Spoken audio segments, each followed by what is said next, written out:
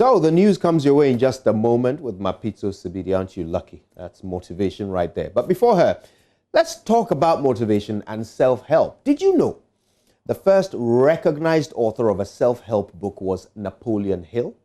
Now, as far back as 1928, he started writing instructional books on how to get rich. His most popular title was Think and Grow Rich, a book that many people still borrow from the library today. Now, in that book, Napoleon Hill traveled the whole country interviewing financially successful people, from Gerald Ford to Andrew Carnegie. Now, his theory was that there is a simple formula which anyone can follow to become rich. Now, in testing this theory, he made several observations, arrived at many conclusions, and offered many profound nuggets of wisdom, including this one. He said, "Cherish your visions and your dreams, as they are the children of your soul, the blueprints of your ultimate achievements." Yeah, my dear friends, how many days old is the year 2020? 273 days. Yeah, 273 days since you went for crossover, Passover, climb over night, and swore to God that 2020 would be different. You promised to kick all your bad habits and pledged to be a better person. You made a covenant to pursue your dreams and make 2020 a year of transformation. And you sealed your vow with the blood of sacrificed, the blood that you sacrificed to all of those mosquitoes that were plying their trade among the chair legs on watch night. And I'm sure you started living up to your word the very next day, right? Now, 273 days have passed. How many days did you hold on to before you gave up and started smoking again? Eating chocolate, missing the gym sessions, and forgetting to read a verse a day? How many days before you lost your temper again? Gave up on that free online course you started, or had yourself a beer on a weeknight, stopped pursuing that promotion, and gave up on that business plan you were spending an hour on every night? Cherish your visions and your dreams. Uncle Ibu White once gave some very useful food for thought about New Year resolutions. He pointed out that it's best not to make New Year resolutions, rather opt for New Day resolutions instead. It does make much more sense to refresh your resolutions daily rather than try to keep up some year-long commitment to a massive change in your lifestyle. Napoleon Hill's advice teaches us something very important in support of Uncle Ibu's suggestion. You need to treat your dreams as if they are your children. Children must be protected, nurtured, encouraged, guided, cherished, and valued above all else. But most importantly, children must be fed. Your dreams must be fed until they mature into reality. And the only thing that feeds a dream is action. Daily action. Every day, take one action that will move your dream towards reality. Just one action. Say no to one unhealthy snack. Do one set of sit-ups. Read one chapter of that self-help book. Share one Bible verse with your WhatsApp group. Miss one cigarette break. Let one annoying driver pass by without insulting them. Smile at one stranger. Spend 1 hour in a quiet spot thinking about your dream and what you will do tomorrow to move it one step closer towards reality. Your dreams are precious. You either feed them or you abort them, as they are the children of your soul. Your dream is beautiful and it is achievable. All it takes is a little action every day. These actions may seem small to you today, like grains of sand, but grains of sand make bricks. Bricks make walls, and walls make mansions. It may not seem like it to you, but day by day you are putting together the building blocks of your future. Like the man said, cherish your visions and your dreams as they are the children of your soul, the blueprints of your ultimate achievements. My name is Kojo Yankson, and no dream ever comes true until you wake up and get to work. Good morning, Ghana.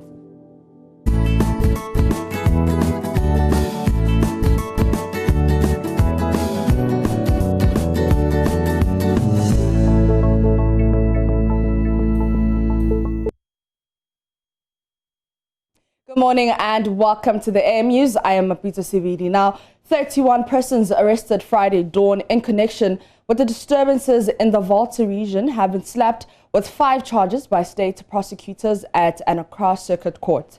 The charges relate to conspiracy to commit crime, namely to attend meetings of a prohibited organization, to participate in the campaign of a prohibited organization, and rioting with weapons. Their pleas were not taken as State Prosecutor ASP Sylvester Asari informed the court the state wants them remanded into custody to aid investigations. He also informed the court the Bureau of National Investigations and other security agencies have left Accra to the Volta region to conduct further investigations. Lawyer for the accused persons, Theophilus Donko's application for bail was rejected by the court and they are to reappear on October 13. The lawyer, however, says those in custody are innocent and do not belong to any secessionist group. Now, an Accra High Court has ordered a doctor treating Assin Central MP Kennedy Ejapong to appear in court to explain the medical reason why the legislator could not make it to court on Monday. This was after the court had to put the contempt case against the MP on hold because of the doctor's note saying he's suffering from post-COVID-19 complications. Court correspondent Joseph Akable was there. The MP's lawyers are seeking to ensure he escapes a custodial sentence or a fine for some comments he made regarding a judge. The video recording of his comments was played in court on Friday with his lawyers asked to speak to it on Monday. But lead counsel Kwame Jan on Monday said the MP was suffering from post-COVID-19 complications. Afenyo Markin, who is part of the team, says there should be no speculations regarding the MP's situation. We have had a healthy engagement and we would want to maintain that. At the end of the day, it is one country we have and the rule of law is all we need to guide everything. We'll come back on the day the court has agreed that we come. But everything is fine and there should be no trouble or unnecessary speculation. The court must be respected. The Honorable Member of Parliament must also be respected. Partisan politics cannot be the solution in a legal matter, or that an attempt to create a partisan situation around a matter that the court is dealing with will not help. That is why all of us are conducting ourselves in a manner that would ensure that the right things are done. The court has ordered that a doctor treating the MP appears before it on Thursday, October 1, to explain what exactly is wrong with the MP.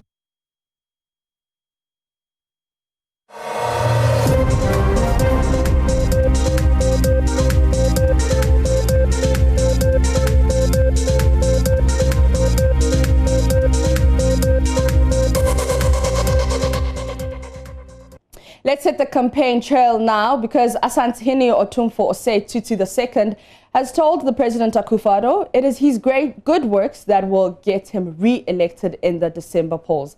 He said this when the President called on him at Menchia Palace as part of his 3-day tour of the region. It was after the President revealed his government has completed a total of 774 projects in the Ashanti region, with 1,050 other projects at various stages of completion. Prince Appiah followed him and filed this report. Region with a visit to Unij Garment Factory.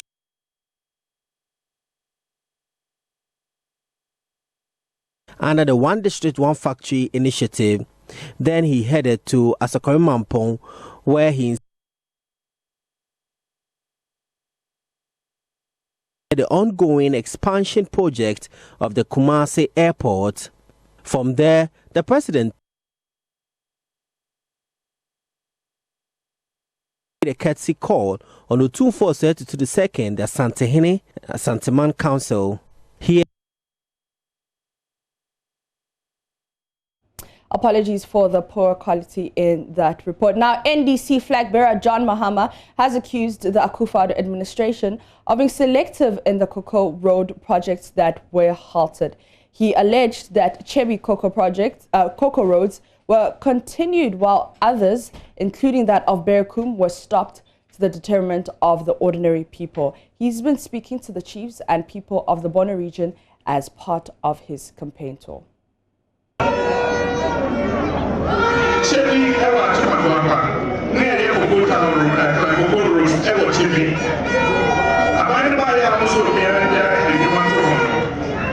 Contractor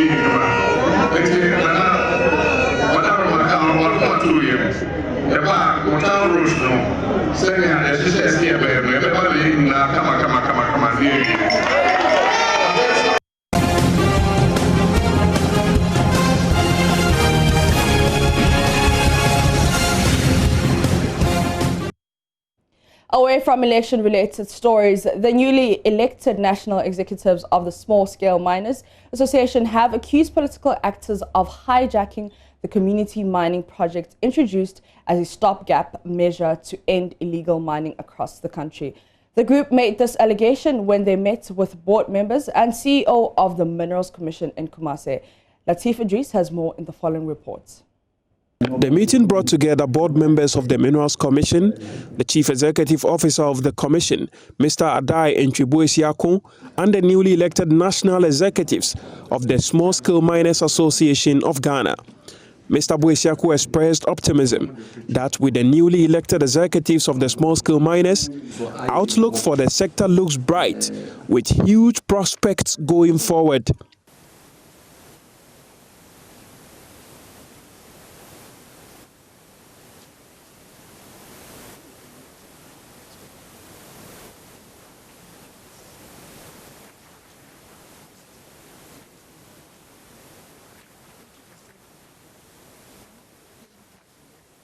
Finally, members of the Front Plains community of the Hilihadzi are for the first time seeing light in the village, though they are not connected to the national grid. This is thanks to the benevolence of former Shraj boss, Justice Emil Shorts, and other donors who funded a 16,000 cedis solar system to power the facility. It all started through a Joy News story highlighting how the only clinic in the village did not have electricity, so the only nurse there had to travel for 2 hours every day over the Afrem River by canoe to the nearest community with power to store medicine in someone's home. Here's a report by Justice Bedu. Clinic in the village too. At least I have to cross the river 3 to 4 times every week after every immunization session. And sometimes I'm very tired, but I have no option to cross the river, because if I don't do, the vaccines will spoil.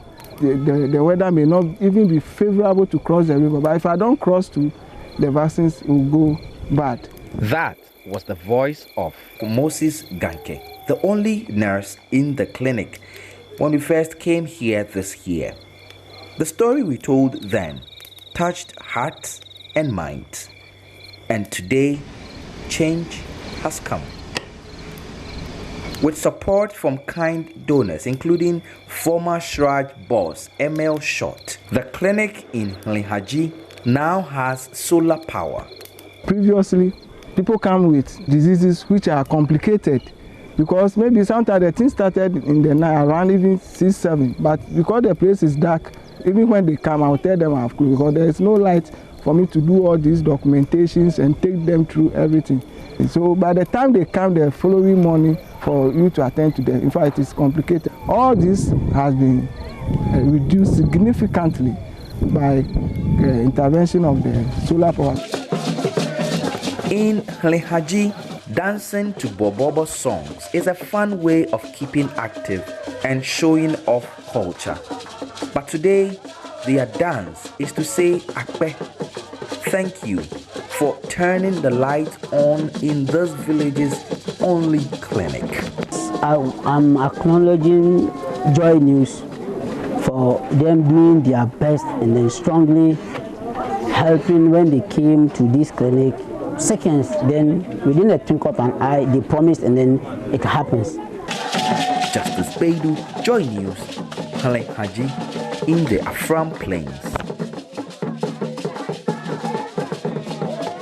That was Justice Brado's report. I am Apita CBD. Thank you so much for watching the AM News. The show continues with Mama V, and Joseph Akable joins her for the news review.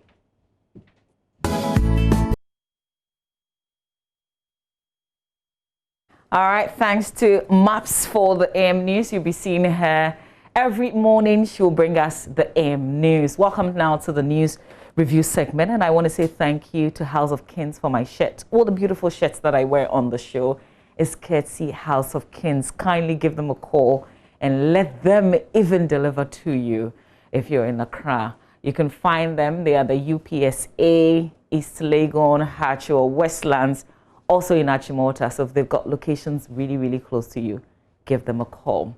Let me welcome Joseph Akable to the review segment of our show. Quite a number of things happening. There's the NSMQ, Prempeh College, St. Thomas Aquinas, and Asanteman. Do you have a favorite there? Wow, I love Prempeh, but Aquinas guys are very good.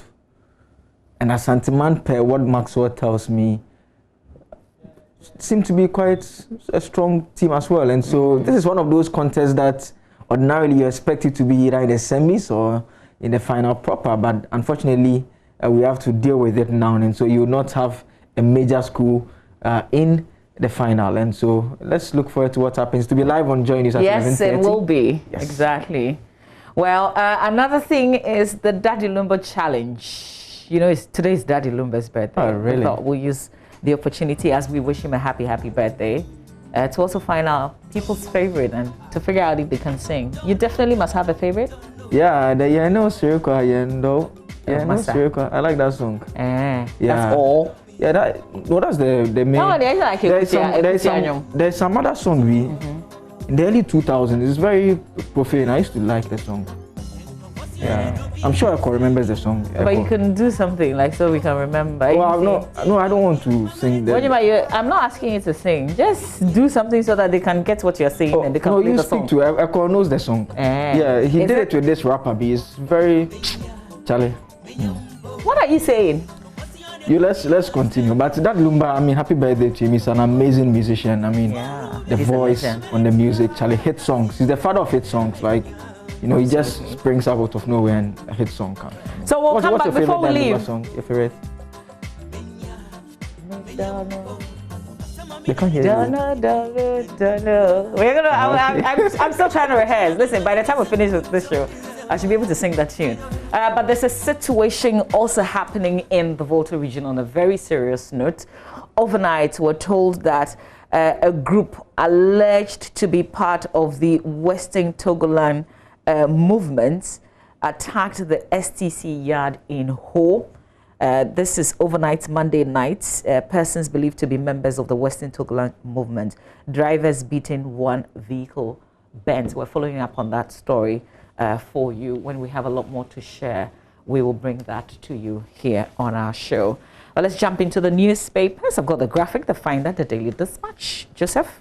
I have the Ghanaian Times, the Daily Guide, and the BNFT, and I'll start from the Ghanaian Times front page. There's a story about the separatist group. We are told that the police have retrieved ammunition and 2 vehicles from them. We also know from the inside that the court has remanded 31 suspected separatists to. We'll give you that detail shortly, but we'll deliver credible voters register in readiness for December 2020 post. The EC assures President commissions $95 million Kumasi recycling plant, expected to be the biggest in Africa. And Kennedy Japan absent from court due to COVID-19 complications. That is according to his lawyers. The back page has this story about assembly members advocating electoral area common fund, and SEBA urges Parliament to pass a rent bill into law. And so let me just take you to page 3 briefly. First, I know you are interested in this story. Let's start with the Kennedy Japan story. His lawyers, led by Kwame Jan, have informed the court that he was supposed to come yesterday, and the business of the day was they were supposed to defend the video which was played on Friday. Okay. I.e., justify why that video does not amount to contempt of court. And Mr. Japan did not show up. We are told that he had COVID-19 last month and he's suffering from post-COVID-19 complications, and so he couldn't show up. And I've seen on social media people are saying a lot of things, and people have shared. You know, there's this old story. You know, this is with you, so we are bringing everything into yes. There's this old story they've shared of Mr. Japan speaking about Obinim when the court issued a warrant for his arrest, where he said that you cannot fake sickness for so long, and people are sharing that video. I'm not sure of what the correlation is, but what are your own thoughts on this development? You are the court correspondent. You give us the inside stories. You're asking me for my thoughts. Yes, I mean, this is the story. The story has been. No, I think that big ups to the judge. Really, absolutely respect him. What's his name again? Justice Amos Wuntawuni. Okay, because he didn't just leave it there. He's asked for the medical personnel who attended to Mr. Japan to come into court. When's the next sitting? That's on Thursday morning. On Thursday morning. So this is a very thorough judge. I mean, so I guess the speculations can be left there. People are having fun with it on social media. I really hope that you don't make a comment that directly links to what's happening in court. But we'll see how it plays out. I like the judge because, you know, he's letting everything play out according to law. And I like his processes. Okay. You know, and the other interesting point, I mean, worth stating is the fact that, you know, he had filed various applications, one at the Supreme Court that was due on October 12th, and they are asking for 14 days break, as in he should stay away from the court for 14 days.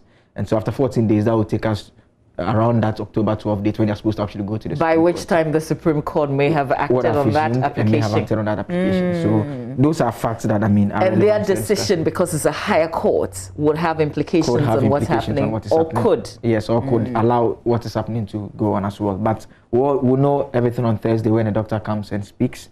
But the other story about the suspected separatists, 31 of them, they've been charged with routing with offensive weapons. There's a charge also about conspiracy to participate in a campaign of a prohibited organization, that is the Western Togoland Group, as they are described per the charge sheet that was filed. And yesterday we heard from their lawyer speak to Evans Mensah on PMS Press. He says his clients know nothing about it. He says one of them is actually a bus conductor who was in the bus. They were stranded, and the driver asked him to get down and check what is happening ahead. But I mean, this is still. You also said there's also a Nigerian. There were people who were innocently traveling. Yeah, he also talked about a farmer. He says a farmer who had his cutlass who was going to the farm was also picked up as part of. Was somebody in the bathroom when they were picked up as well? So we're hearing different backgrounds to this. The fact that they've been picked up, the fact that they've been remanded, really doesn't mean that they're guilty. Yeah. That's the other thing. And we've seen a lot of people having been picked up in the past, either related to this same conversation or other matters. You see beautiful charges, if only they can prove. That's the thing. Just carrying them, taking photographs of them, bringing them in the newspapers and saying that you've charged them doesn't amount to anything unless you're able to prove the charges in courts and they are convicted for it. So we wait to see. I'm not going to say that I'm excited about this development, because this doesn't really mean anything. Very early. Yeah. And the other update is that the police have retrieved ammunition and 2 vehicles from the group. These are 2 vehicles seized by members of the Western Togoland last Friday. The vehicles included a Toyota Land Cruiser vehicle with registration number, it stated a GP195, belonging to the Ghana Police Service, and the Toyota Hilux vehicle as well. These were items or cars and other ammunition they took over from the Joapon, a town in Northern district of the Volta region.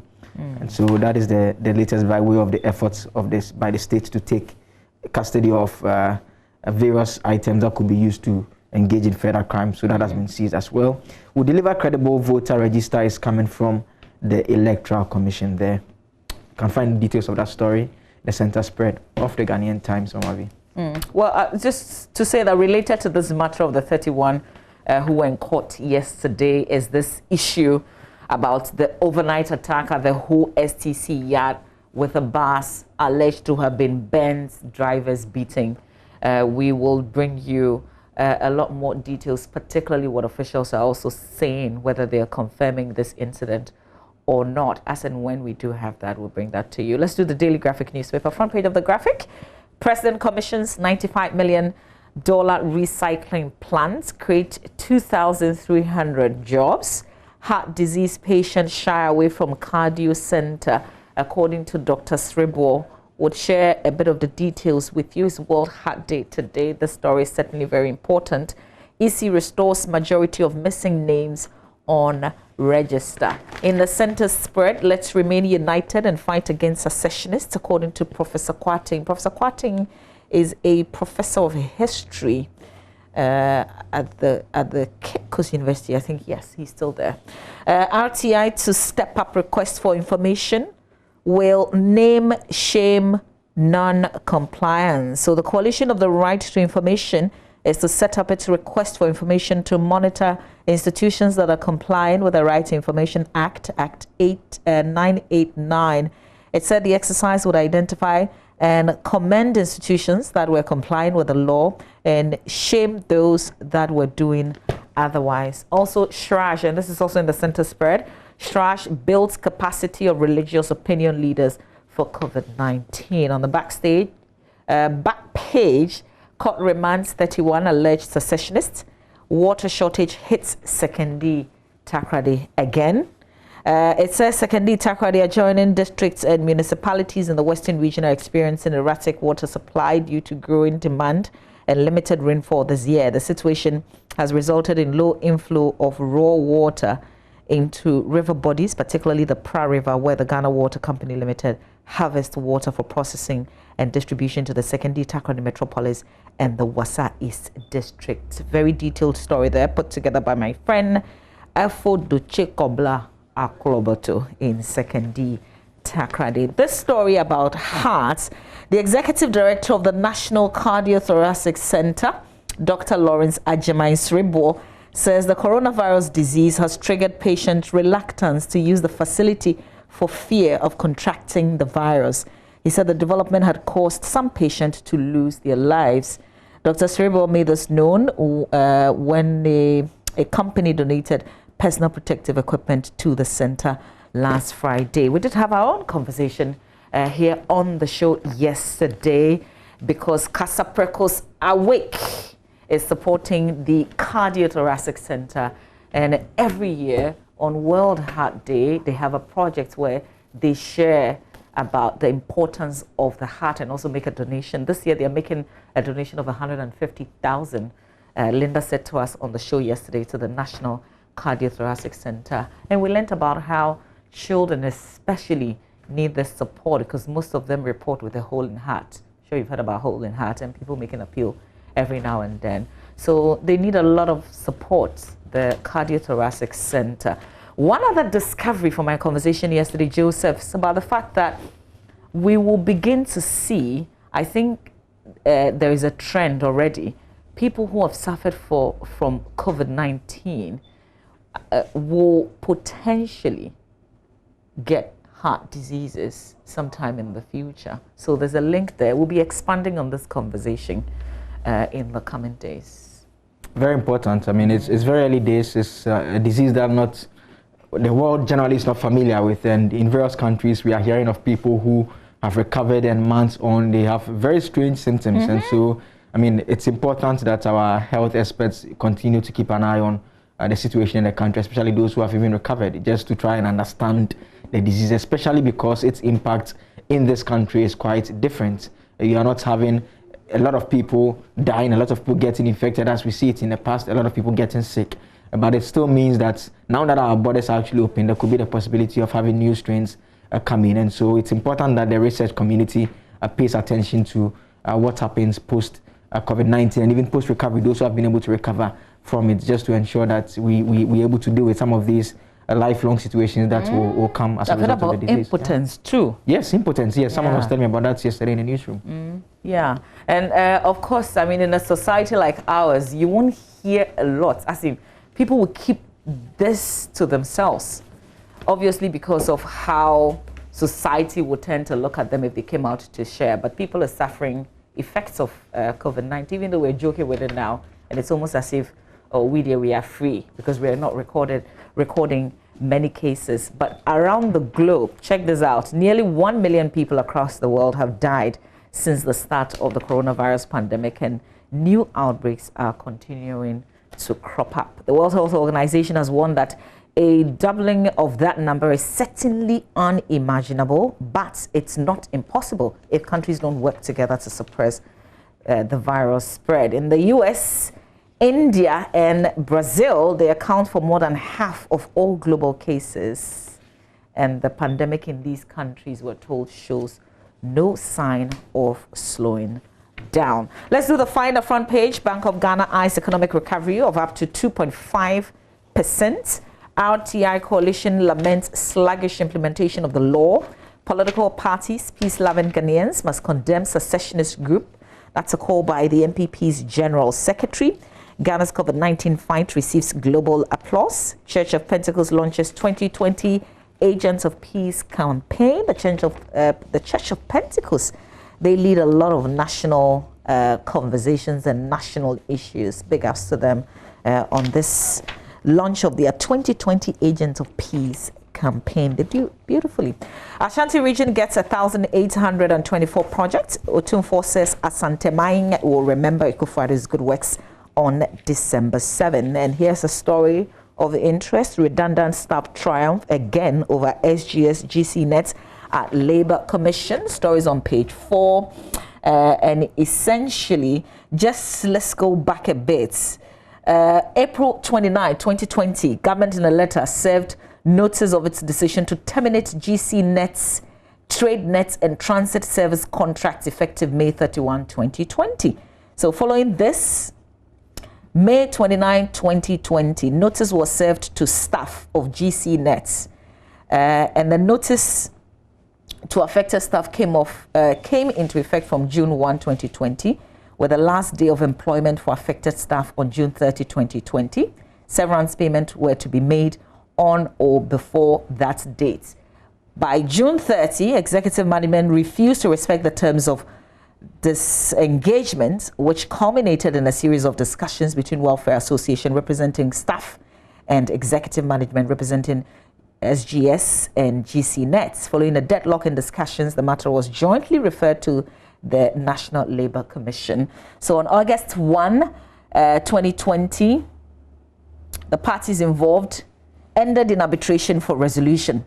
An arbitration panel was jointly selected by the parties and the National Labour Commission. The parties selected one arbitrator each from the list of arbitrators, and the NLC selected chairman to constitute the 3-member panel. September 4, 2020, the NLC appointed arbitration panel ruled in favor of affected staff. And you can fast forward that as well to this current one, where the National Labour Commission has thrown out a petition filed by SGS GCNet and their labour consultant, Mr. Austin Game, to review the September 4, 2020 arbitration award to the effect that redundant staff are entitled to and must be paid what the company's HR policy on redundancy has clearly stated. And this is very worrying because they've gone back and forth, back and forth, back and forth. And some of the Staff Welfare Association, the chairman, Felix Agboreka, for instance, is saying that affected staff are ready and determined to claim what is rightfully due each affected employee. And he's warned that what is happening is undermining the morale of current staff who also are to be laid off by April 2021 and are concerned that they will be subjected to this inhumane treatment and injustice. Just pay them their due. Let me quickly run through the Daily Guide and the BNFT. The Daily Guide says, Asante Man appreciates you, Otumfuo blesses Nana. And also on the front page, Akufo-Addo opens $95 million waste plant in Kumasi. Voter population 70 million is coming from the EC, and NPP wants other parties to condemn voter violence. Mahama Cash reigns at Brekum. I've seen a response from Mr. Mohammed's office. I've actually watched the video, and I mean, it was obvious from the video that it was actually mask he was giving out. I wasn't too sure why people said it was money that he was giving out, but he's been responding to that, saying that it's not money that he was distributing, it's a Mahama branded mask and overall that he shares and encourages people to stick to the COVID-19 protocol. So that is it on the front page of the Daily Guide. The back page has Kotoko hit the ground running tomorrow. Yes, the best team in the world. Are they planting trees? they will hit the ground running tomorrow. Okay, we are preparing for. They'll be playing in the CAF competition, and so we are. Is your chief executive still your chief executive? Yes, he's still at post. Okay. If anything changes, Oreko will inform us. So that happens, he's still at post. So now you're allowing him to work. Yes, which is a good thing. Page 3, the cartoon. Okay, this one says free SHS, 1D1F planting for food. Then this one says 1 Okada, 2 mortuary, 3 Western. Something. Okay, you can find details in the daily guide. We will not show you the cartoon. We don't have to always show you the cartoon. Sometimes you have to get the paper. The BNFT, the front page says BOG to provide bullion vans, helicopters for safe transport of cash. You know, a number of bullion vans have been attacked recently, so they are trying to use helicopters now. Yeah, but where would they land? When I saw the story on my journal yesterday, I was thinking about it. They will land where? It means that they have to find helipads at the various points. They have to find. They will have to find, or they would have to airdrop it. I mean, yeah. So that comes with its own fresh. So we would drop like, you know, what they do in the action movies. Yeah. If they're trying to rescue someone, and they can't land. More like a ladder of assault. Ladder of assault. Get somebody. We can do a cartoon on that, can't we? Yes, and get somebody with the bag of the money, dropping, or we'll just release the money. Yeah. For it to flow in the air. Okay, so the BOG governor is quoted as saying that this is about the third or so incident we have heard quite recently. Most of the banks use pickups and convert them into bullion vans. The Bank of Ghana is taking it seriously, so we have held a meeting with the banks to decide a way for it. At least we have quite a fleet of bullion vans, and we are asking them to see how we can collaborate to ensure a more secure way of transferring money to parts of the country. He also goes on to say that he has also met the Air Marshal, and he has offered to assist the bank with lifting currency around the country with some of the aircraft they have. So there's a lot of work going on. So it doesn't address your concern directly, but makes the point that they are discussing with the Air Marshal to assist them. So I'm sure we'll get some final details later on. But the back page says Western North gets ultra-modern solid waste treatment plant on the back page of the Business and Financial Times. I've got the Daily Dispatch before we do myjoyonline.com. Battle for Ayawaso West's wagon. Can Dumelo erase NDC's 2016 10,000 vote deficit? If you've been following the Daily Dispatch, you know that they've been concentrating, at least from yesterday, on this constituency, Ayawaso West wagon. Asante will remember your good works on election day, Otumfuo to Akufo-Addo. Akufo-Addo commissions $95 million recycling plant in Kumasi, and Ghana's first female chief of staff on it. That's how it looks, the front page of the Daily Dispatch newspaper. Joseph, anything you want to highlight before we do myjoyonline.com? I think we've dealt with a good number of the major issues. Yeah, and so I think we can do myjoyonline.com now. Maybe there'll be something of interest there. Well, the issue about the separatist group attacking the STC burning one bus is on myjoyonline.com. So let's read the angle here. Another separatist group is reported to have attacked the State Transport Corporation situated in Ho, the Volta regional capital. The attack, which was carried out by armed militants of the separatist group Monday midnight, fired gunshots before proceeding to assault the driver of the bus. They are reported to have set one of the buses on fire during the attack. There's currently heavy security presence at the scene. So that's just the brief on this. Hey, Charlie. Did we get intelligence for this as well? I would rather we are a bit cautious on how we approach this issue, because you don't want to also create the false impression and give them some form of invincibility that they are capable of doing such things. Because we've seen instances where rogues will take advantage of something that is happening. So maybe someone who for some strange reasons wants to steal or wants to cause havoc just goes to burn the car, knowing very well that the area it has happened in will say that is the group that has carried out the act. And so it gives them the impression that, okay, these guys are really daring and they are doing quite well and they are going about their activities. Meanwhile, that is actually not what is happening. And so I think it's early stages. We need to try and get some additional details. So far, I don't know why we are thinking it's a separatist group, except the fact that it's happening in the Volta region. Nothing points us to that. Unlike the earlier incidents where they had the flags They sang the songs and they said that they are taking over, they are part of their country, like they put it. And so, I mean, I think we'll be trying to get an update from our correspondent and but that's the police thing. as well. If this happened overnight, shouldn't in the morning, waking up to the news at least, shouldn't the police give a quick update on the situation before people will begin to speculate and attribute it to a group because they've recently been involved in actions that have generally been termed criminal? You know, we need the police to say something to us, communicate, give us information. So that because we're waking up to this, to these pictures. And the story that we're reading is from the alleged separatist group. And obviously, this is an information that will get to the police faster than it will get to us here. Absolutely. So, a two-sentence statement that says that, I mean, this has been an incident that's happened and we are investigating it. We are not ruling out any, we suspect maybe the separatist group or we don't think they are the ones. Like something brief, just on this matter. But I mean, eventually we are going to get information anyways. And yeah, but that's the thing. But it delay doesn't actually help. Yeah, the thing has happened.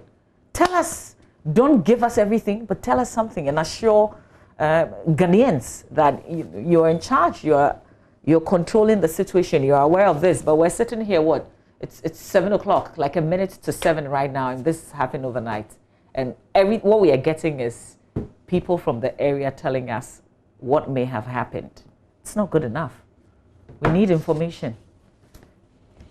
So this is the current situation, really, in who we're yet to get the official statement in terms of what happened. But the other thing, Joseph, we haven't had the group claiming responsibility even for Friday's act. We haven't had them, you know, like we would see with other groupings elsewhere. When something happened, they would say, yes, this was us. I'm sure they haven't had time to do that. I mean, because right after the incident happened, they fled. But at least what, I mean, points out to they being responsible was the fact that the shirts that they wore and the flags that they hoisted on the cars they had seized, among other things. But yes, we've not had an official communication from the group. I'm sure they are hiding in the bushes and the forest somewhere while the state tries to find and deal with them. I mean, it's very unfortunate that these things are happening around this time, and we just hope that our security agencies get around the issue and keep the nation safe. This is an invasion of Ghana's territory, and we must condemn it completely. Absolutely. So after sports, we will tell you what we know in terms of the latest. Hopefully, they would have drafted the statement to share with all of us, and we will bring it to you. But that Lumba song, you don't forget. Yes. Oh no, I haven't forgotten. I remember the title now. It's the Asieho song. Asieho. Yeah. You know that song?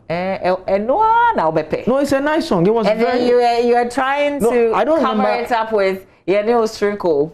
No, Yenio Striko is my favorite, but this one is my childhood favorite. Your childhood. How old are you? Oh, I'm old enough. I was a child at some point. I mean. Echo, do you have my favorite Lumba song? Because I remember where I was. I spent Easter in Obuasi. Maybe that year when the song was dropped, had just been released, and it was massive in Obuasi. Good memories I have from that holiday. You want to share those memories with us? Nah, not for television consumption, but just to say good morning to everybody watching us in Obuasi. I came to love the song, and Charlie, the Obuasi people, I don't know if they still chill on Sundays. Hey, Obuasi is a place to be. Maybe things have changed, Charlie. The only town where chilling is on Sunday, the day before Monday. Okay, listen, we've got the challenge, the Daddy Lumba challenge. It's his big birthday today. The song I'm hearing sounds more like it sounds more like my own. The song I'm hearing is okay. This is yours. It's yours. I think it's yours. Or is it the same? Like are the words? I think. No. This is mine. Mixing things up. Don't know. Echo, play it, please play it.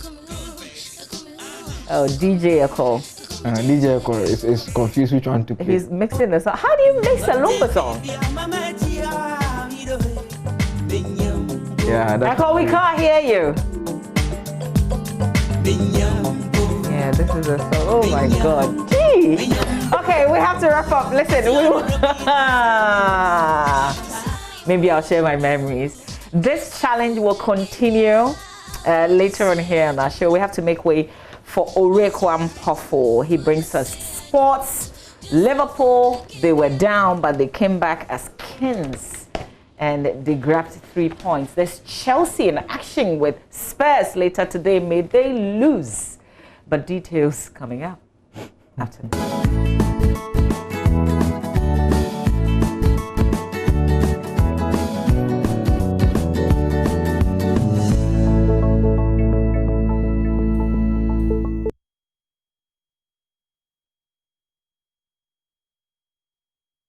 Hello, good morning and welcome to AM Sports with me, Oreku Ampofo. Hope you had an amazing evening and you're having an even better morning today. Now, we start off with our first story that has to do with Ghana international Kevin Prince-Boateng. Now, yesterday, he secured his deal to AC Monza in Italian Serie B, but that was not the subject of why he spoke to Joy Sports yesterday, as he rather decided to offer his sympathy and also pledge to support the families of the victims of the Ofinsu accident that happened a few weeks ago.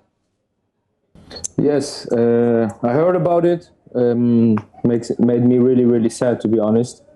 I heard it on social media. Then I called a friend of mine to ask him if it was really true and what happened.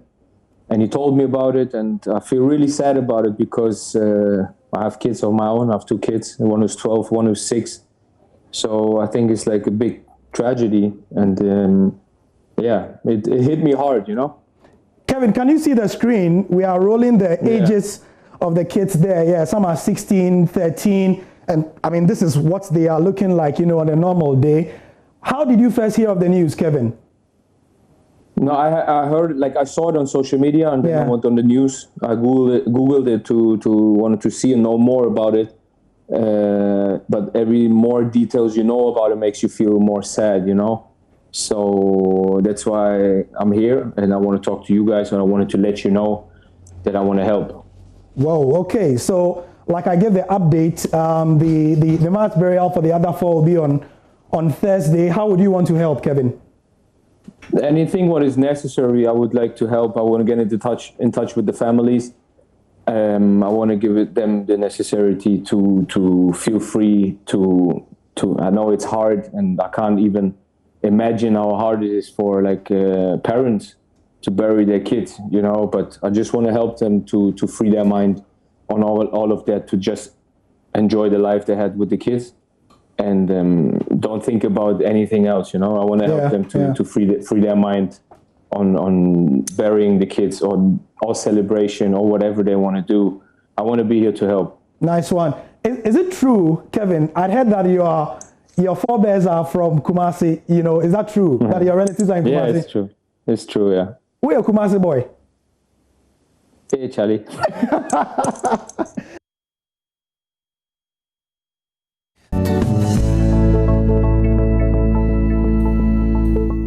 Thanks for staying with us. You're watching the AM show now. Let's get some more on this developing story of an STC minibus that's been set on fire. We've shown you pictures of it, but let's speak to our correspondent, Fred Kwame Asari, who would give us more. And then we'll also be joined by security analyst Adam Bona as well. Let's say good morning, first of all, to Fred.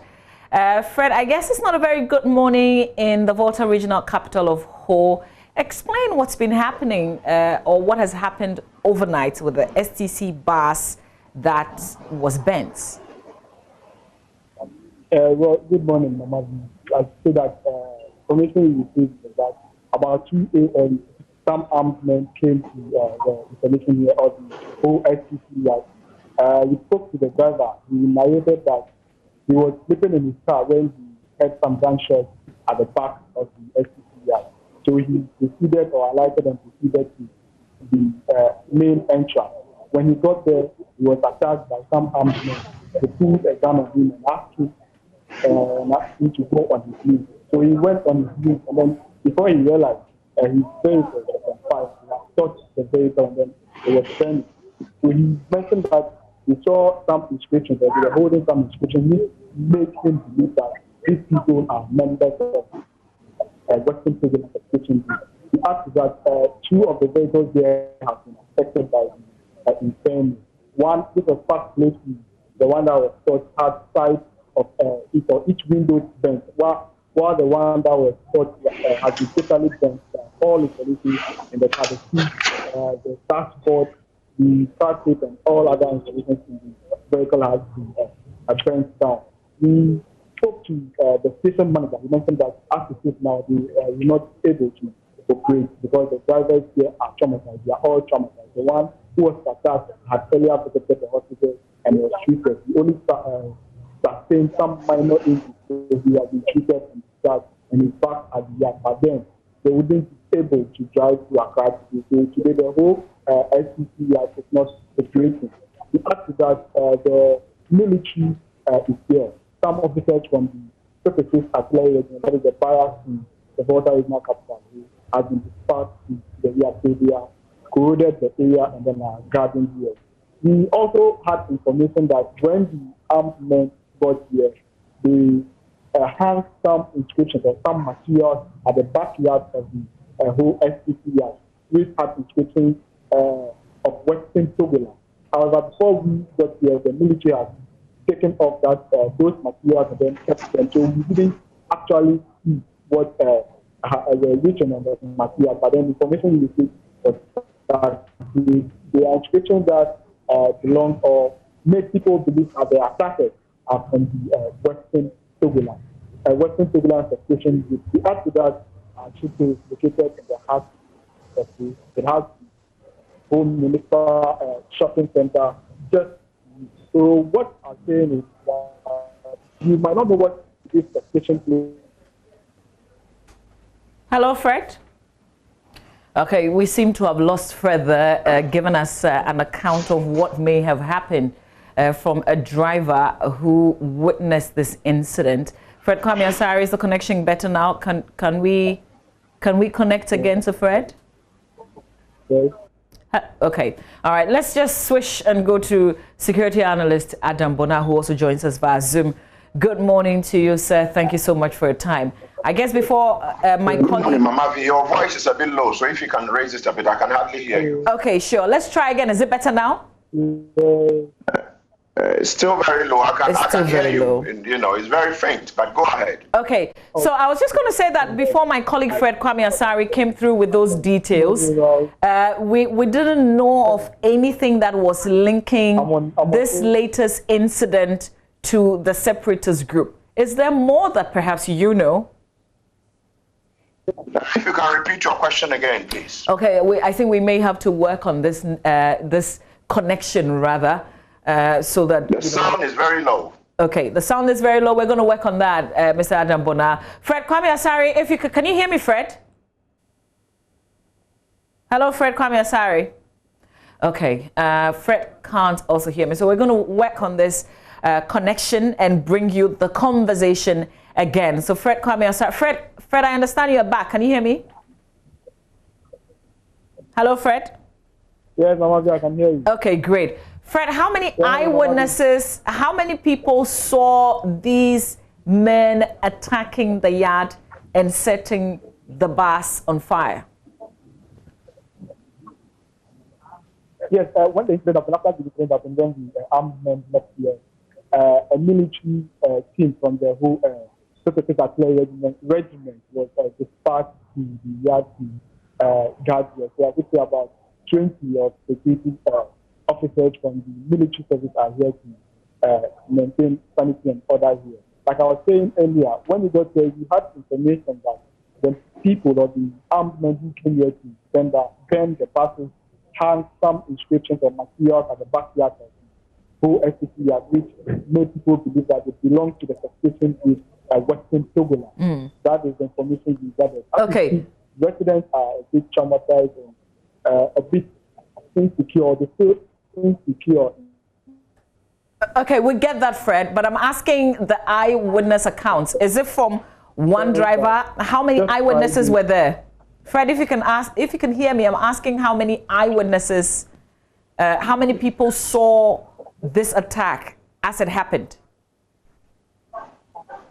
Well, we were only able to speak to the driver. He only acted as an eyewitness at the moment. He was the one who saw the guys come here. However, aside the driver, we don't have information on any other eyewitness. But then we believe that residents around might have heard the gunshot and then might have rushed the scene. So we are now trying to affect those people and then speak to them to get their side of the story. Okay. Fred, take us through the kind of security at this yard. Explain to us. This is an open space, not gated. I'm asking you to explain the kind of security arrangements at the STC yard. Not the current security arrangement, but what is normal. What is that there is one man here who acts as a security. However, he's not armed. He's not from any of the security services. But then he's just here as a mere security guard who takes care of the yard when these activities come to a close. So at the moment, they don't have an armed security here, but then they only have one official here who serves or one person here who serves as a security personnel. Okay. And Fred, where's the driver who witnessed this incident? You said that he had gone to the hospital to be treated of some injuries. Yes, he showed us a wound was sustained under his feet. Oh, so you physically... Okay, but then just that is... You have seen him, Fred? Have you seen him and interacted with him? Hello? Fred, I'm just cross-checking if you saw this driver who witnessed the incident and if you interacted with him directly. Yes. He's currently at the yard at the moment. We spoke to him. He actually gave me all the information of what transpired at this time in the yard. So he's currently here, just that he says he's a bit traumatized and that he can't engage in this activity. He's always sustained some minor injuries where he went to the hospital and has been treated and discharged. Okay, so you've seen the exact injuries? Yes, he showed us an injury beneath his feet. He said during the scaffolding, the armed man suffered or sustained an injury beneath his. Okay, and how many men did he say? Right now, he showed us that. Okay, how many men did he say attacked the yard?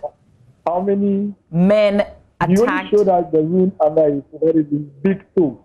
It's the right leg of his big toe. That is the only injury he showed us. I get that, Fred. I'm asking how many men attacked the yard. What has he said in terms of the number of men who attacked the STC yard?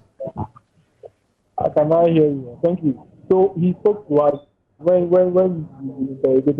Fred Kwame, Fred, can you hear my question? Can you hear my question? Because I'm asking how many men attacked the yard. What is his account on the number of men that attacked the STC yard? Exactly what I'm trying to do. He mentioned that when he heard the gunshot and then got to the entrance of the yard, he saw two of the men who pointed gun at him and then asked him to go and. However, while they were going about their operations, he also heard gunshots at the backyard of the STC yard. So he can't say the number of people who came to attack the whole STC yard. However, he saw two. Okay. All right, Fred, we'll leave it here. Thank you very much. Fred will stay with the story. He'll bring us details in terms of what is new, what happens next.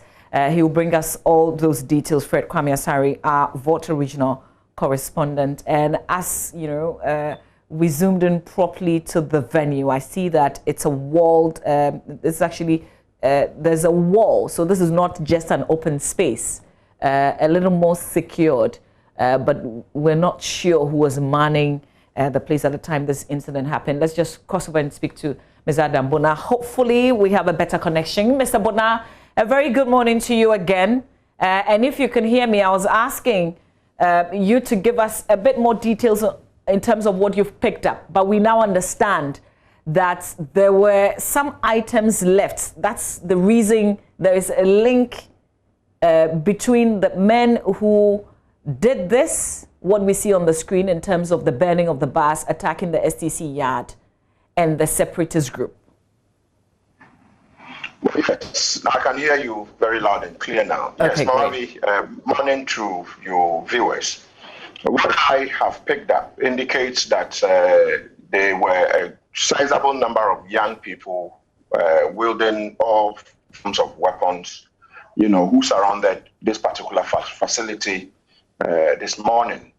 And so, and obviously, it is safe to conclude that these guys are, could be one of the groups seeking a breakaway from, the state called Ghana.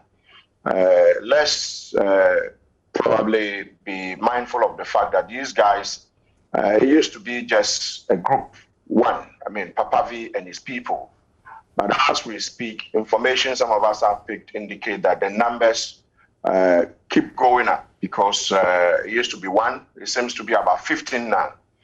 And the last attack that was they undertook a few days ago, one group claimed responsibility. So we might have to wait and see, maybe by the close of today or later on this morning or afternoon, another group would claim responsibility. And anyone who understands, separatists and guerrilla rebels who sometimes would take advantage of a sleepy security situation in a country or community like ours, they resort to hit and run. And so they hit you when you are sleeping. By the time you come, they vanish into thin air.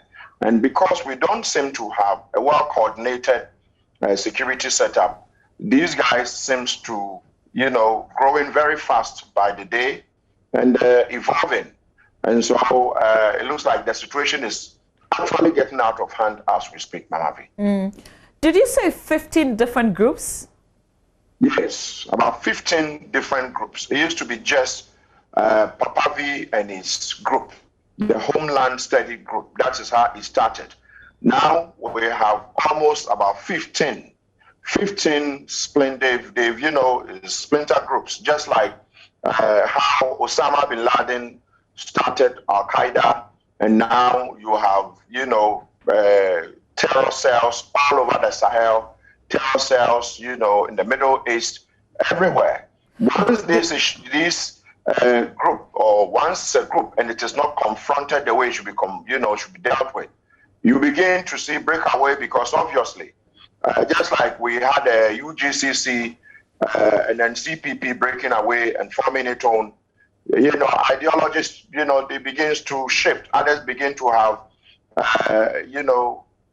ideas. And the moment they begin to split this way, the hardest you hit, the more people or young people and resources you attract to yourself. And so that is what is going to make the fight against these people very, very, very difficult, because now you can see how many days ago, who would have thought that after Honorable Kojo Nkrumah coming to tell us the situation was under control. Some of us said most of the things, they issued out there were pure lies, because then if you had intelligence beforehand, you could have stopped them.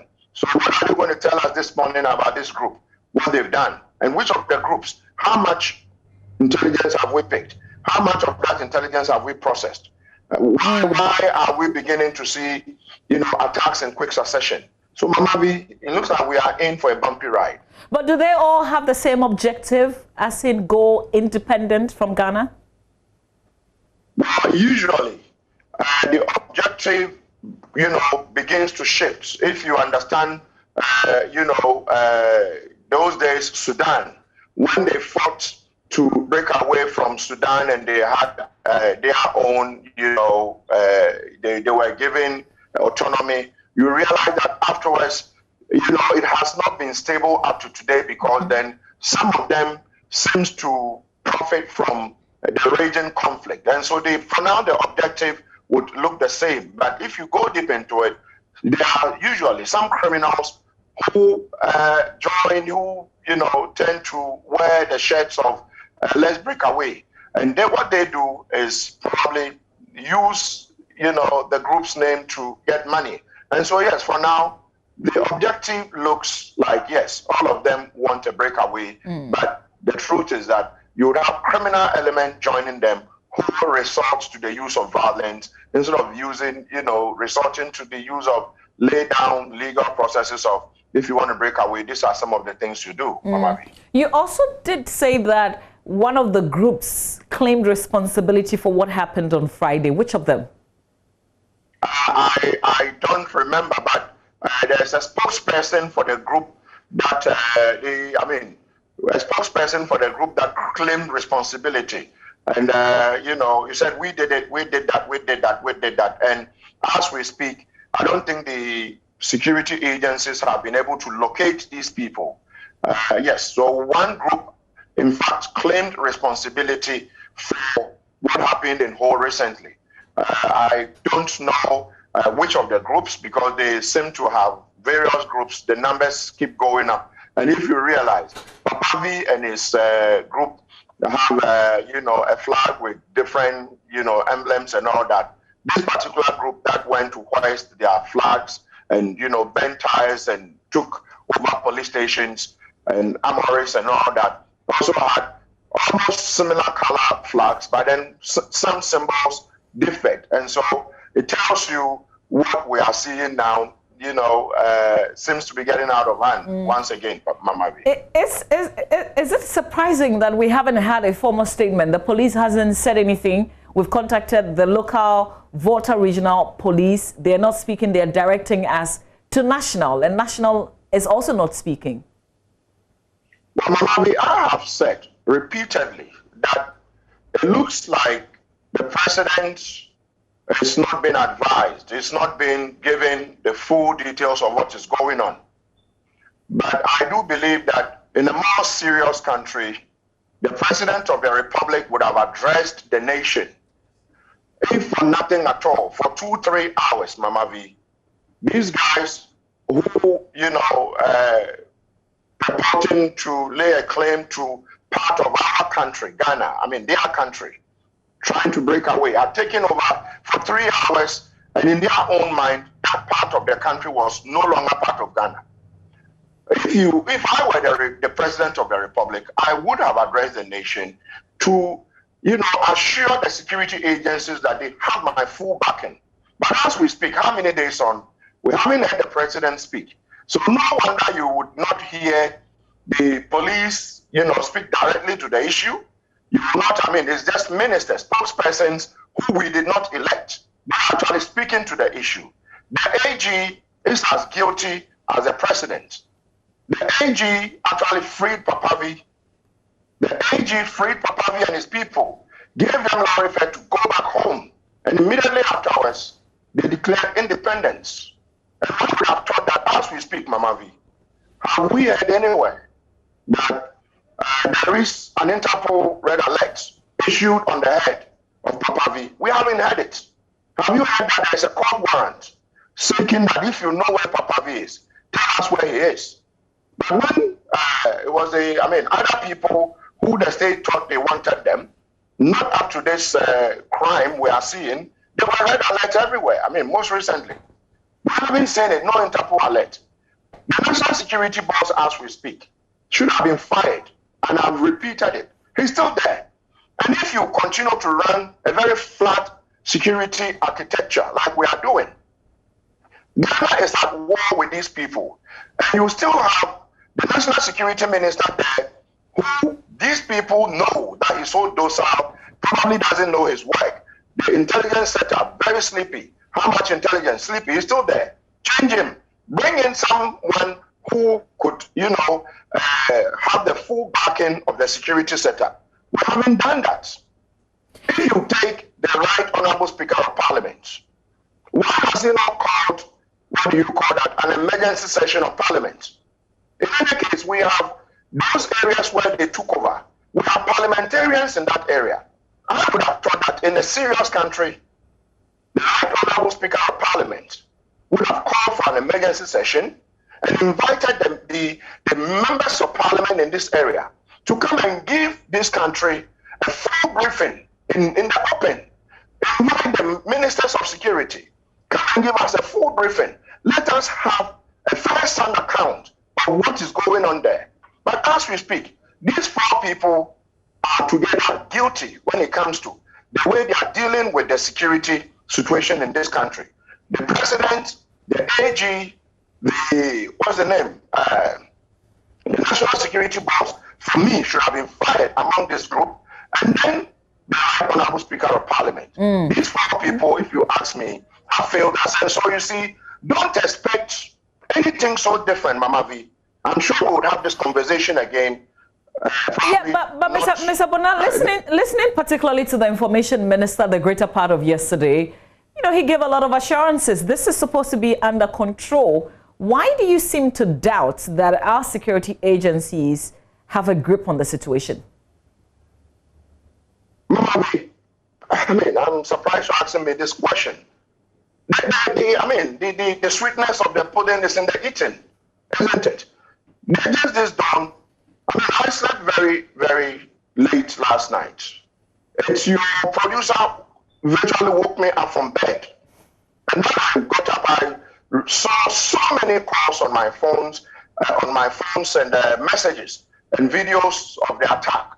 So if the Honorable Information Minister, as you are saying, we all heard him, you know, assuring us that the security situation is under control. How can a security situation be under control when these guys still go around with firearms surrounding a national installation like the STC yard, beating up a driver and burning down some of the buses? And so mine is that some of us are not alarmists. No, these are, you see, security is just like, excuse me to say, it's like pregnancy. You cannot be pregnant and say, oh, I'm pregnant, but no one is going to know I am pregnant. No, security, if your security setup is bad, it's going to be seen by everybody. And so mine is that the security architecture we have is so flawed that one would have expected that as we speak, heads should have rolled, the president should have fired the national security minister, reorganize the security sector, go to the voter region,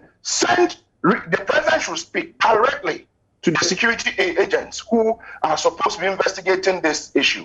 As we speak, I heard from your reporter that when the military officers got there, they removed the flags. Why did they remove the flags? You don't do that. Those who hoisted these flags, you need their fingerprint. You need crime scene management. If we see this to be a high crime, what you do is that your crime scene management team should by now have surrounded this town in there, so that when they hoist a flag, you go, you pick their fingerprints to be able to match. You go to the lab, you're able to match who is this persons who are hanging this flag. But Mr. Bona, on the fingerprint issue, do we even have a database? No, we don't have them, but chances are that, Mavi, they are arresting people every now and then who are suspected to be linked to this particular Homeland Study group or secessionist group. There are some of them in court as we speak, remanded. Yesterday, I did hear their lawyer speak, and the lawyer said these guys are bystanders. And remember, in crime prosecution, the trick is you must prove beyond every reasonable doubt. If you are not able to connect a suspect to a crime scene, and connecting a suspect to a crime scene must involve a lot of things, fingerprints, and all forms of things. So if you arrest a suspect, an individual, and you are purporting that this individual might have committed that crime, the courts or the judge would ask you, show that this person committed the crime. You just don't say he was there. If you can connect that on the flag we took, these are the evidence. His fingerprints are on the flag. Or this number of them have their fingerprints on the flag.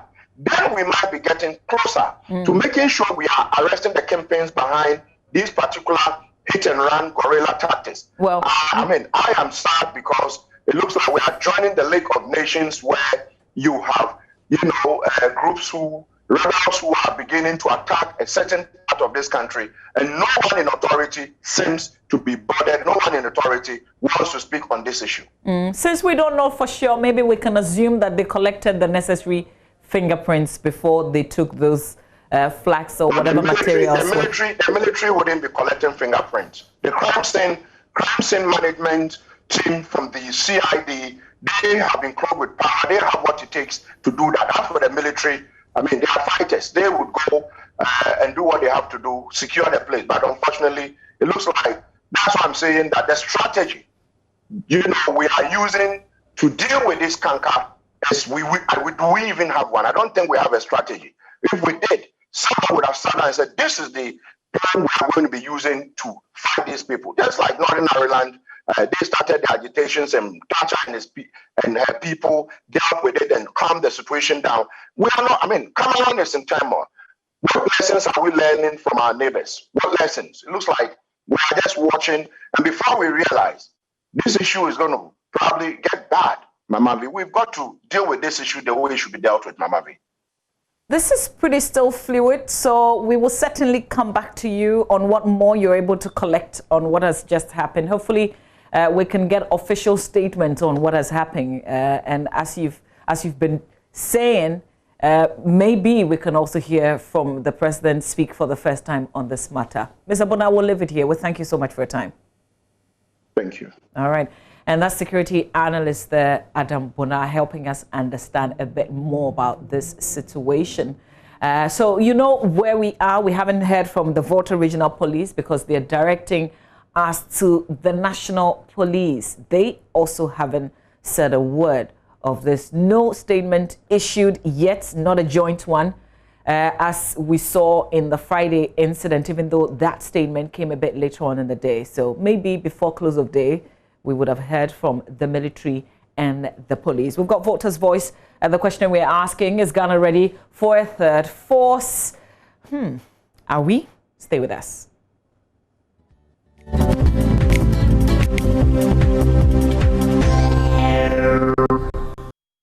The countdown is on. 69 more days to the presidential parliamentary elections 2020 in December. Is Ghana ready for a third force? Can we move away from the NPP and DC? I guess that's a very huge question. Our guests joining us via Zoom, Paco Akon is General Secretary of the PPP, also Paul Osei-Kuffour, Senior Programs Manager with the CDD. Good morning, gentlemen, if you can hear me. Good morning, Mama V, and good morning to your viewers. Great. Good morning. Yes, good morning. Paco, let me ask you, the PPP, how's the PPP doing? What's the latest with your campaign?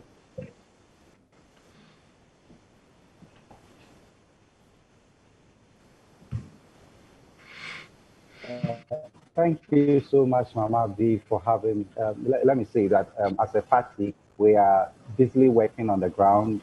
We recently outdoed our presidential candidate, and yesterday the National Committee agreed on the date for the launch of the manifesto and the running mate. It is the pleasure of the National Committee that the manifesto and the running mate should be outdoored and launched respectively on 10th of October 2020. And so that will be done. But prior to that, our presidential candidate is on the ground, busily campaigning, speaking to people on one-on-one basis. So basically, that is what we are doing. Our parliamentary candidates across the country are equally doing so. And we are hopeful that 2020 election will pull a lot of surprises. You know, there are those who have said that you should rather concentrate on getting members of parliament, representatives of the party in parliament, and move away from the presidential race because it seemed to be between the NDC and the NPP.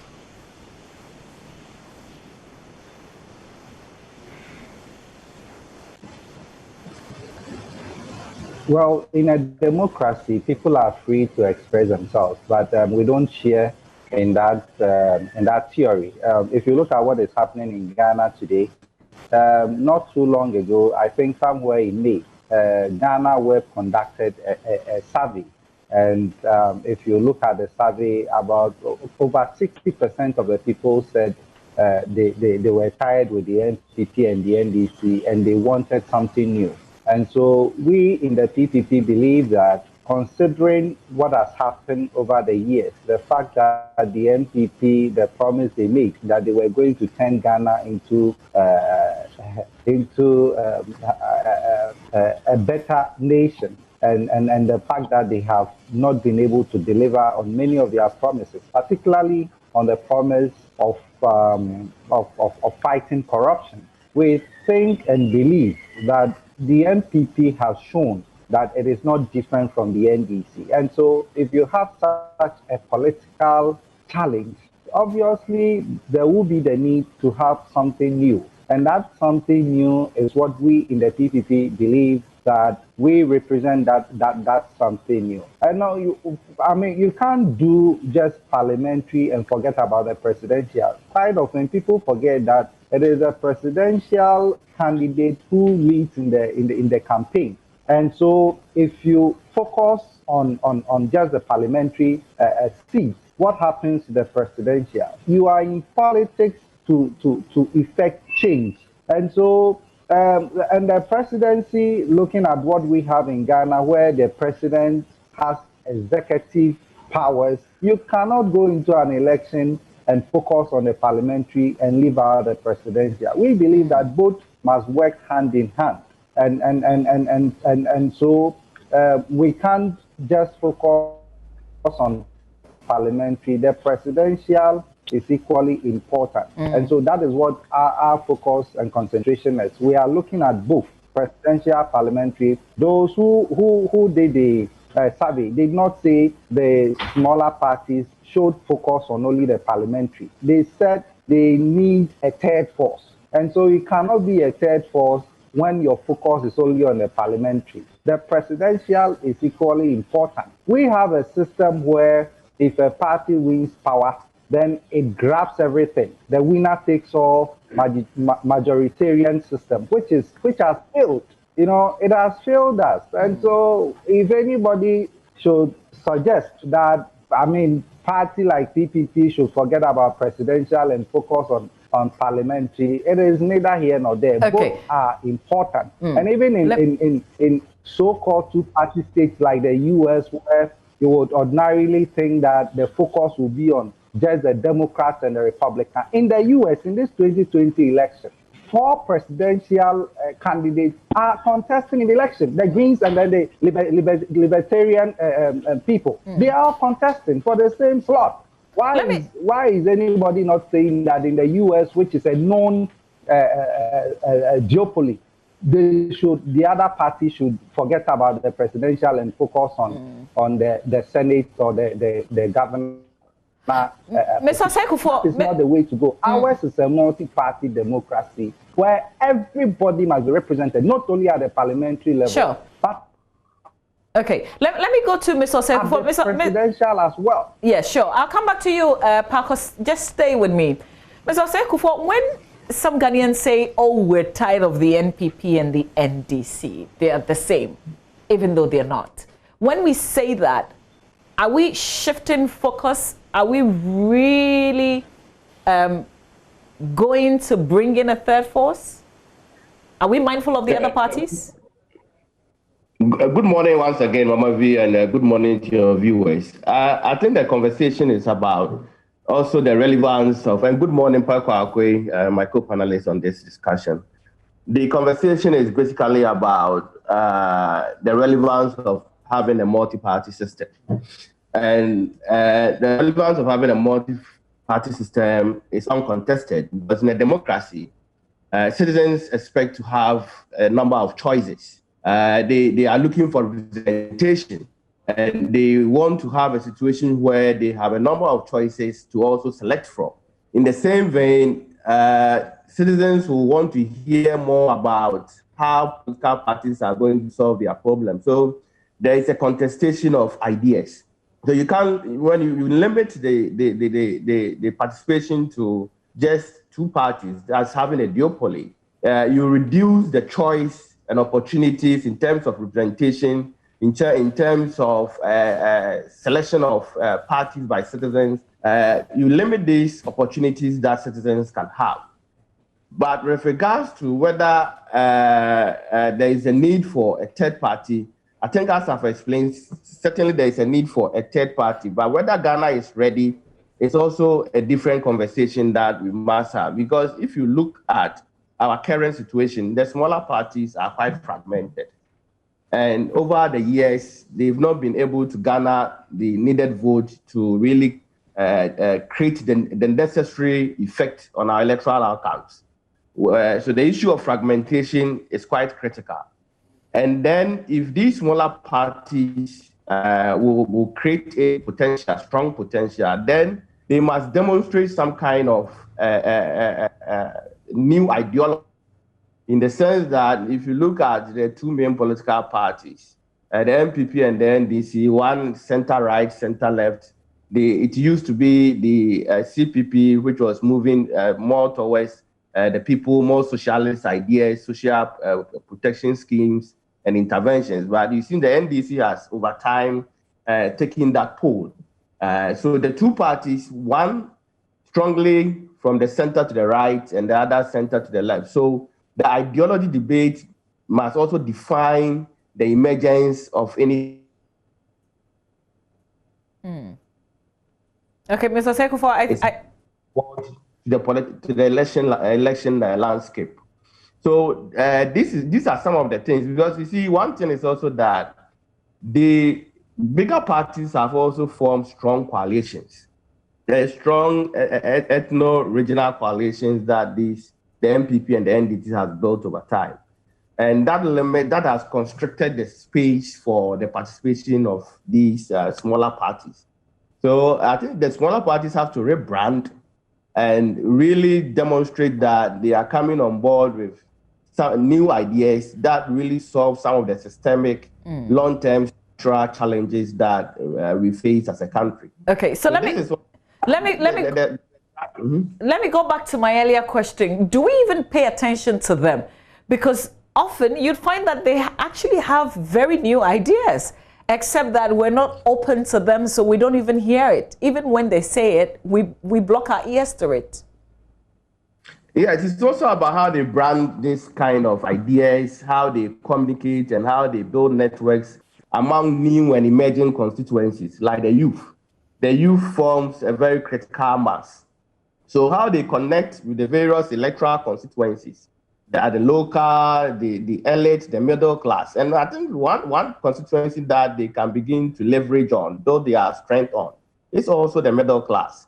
Because if you look at the two main parties, the MPP, the NDC, it appears regional strongholds. And for most of the elections, they've not performed below 40%. So it tells you that they have a strong constituency already.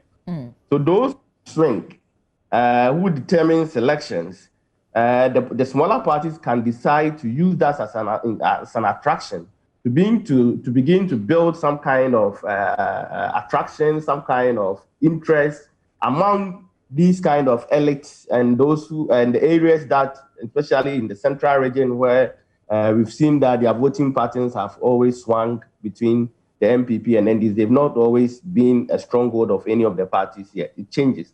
So that is where the parties, they must build they must build networks, they must strengthen their linkages and develop new constituencies. And also, as I said, it's about the branding of what they want to do. If the NDC are promising the same thing, I think they can introduce new tangent or new dimensions to the conversation. I think, for example, with Okada, we've not heard much from the other smaller parties about their proposal in resolving the issues around Okada. I think their voices must also be heard in this political conversation. It's good you raised that. Let's just bounce it off Paco. Paco, Mr. Sekufor raises the issue of the alternatives, what your own policies are. The popular ones that we've heard, what are yours?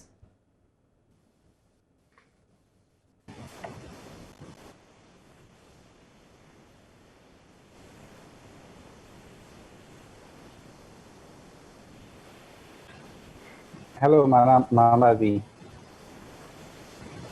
Yes, Paco, hopefully you had the question. It appears I lost you. So, okay, but there's been issues raised about branding. There's been issues about branding, targeting, even constituencies, targeting your messages to fit certain groups, looking at the swing areas, places where you can benefit from.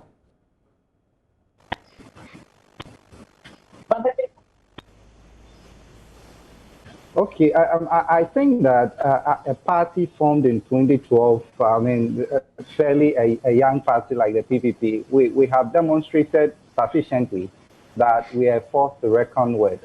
In the last two elections, we participated.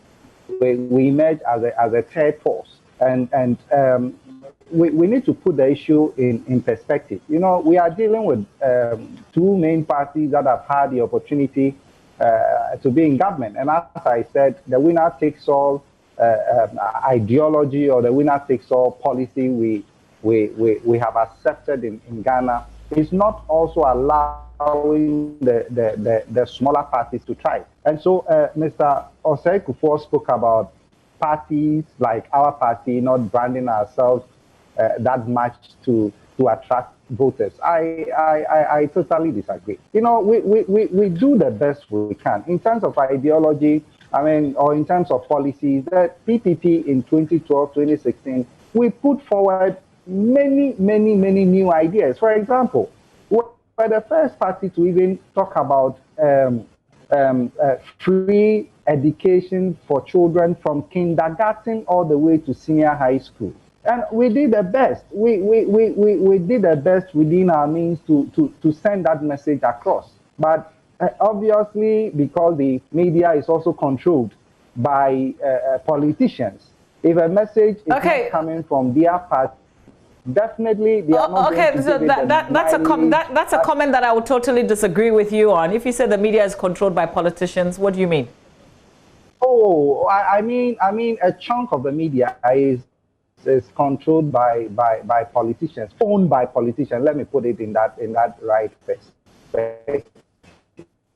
Owned by politicians. And so if you have a media house which is owned by, let's say, NPP or NDC, and PPP has a policy that they find good enough to attract voters, definitely that policy may not travel that much. And in 2016, I can give you the example of the free education thing. It came from the PPP in 2012.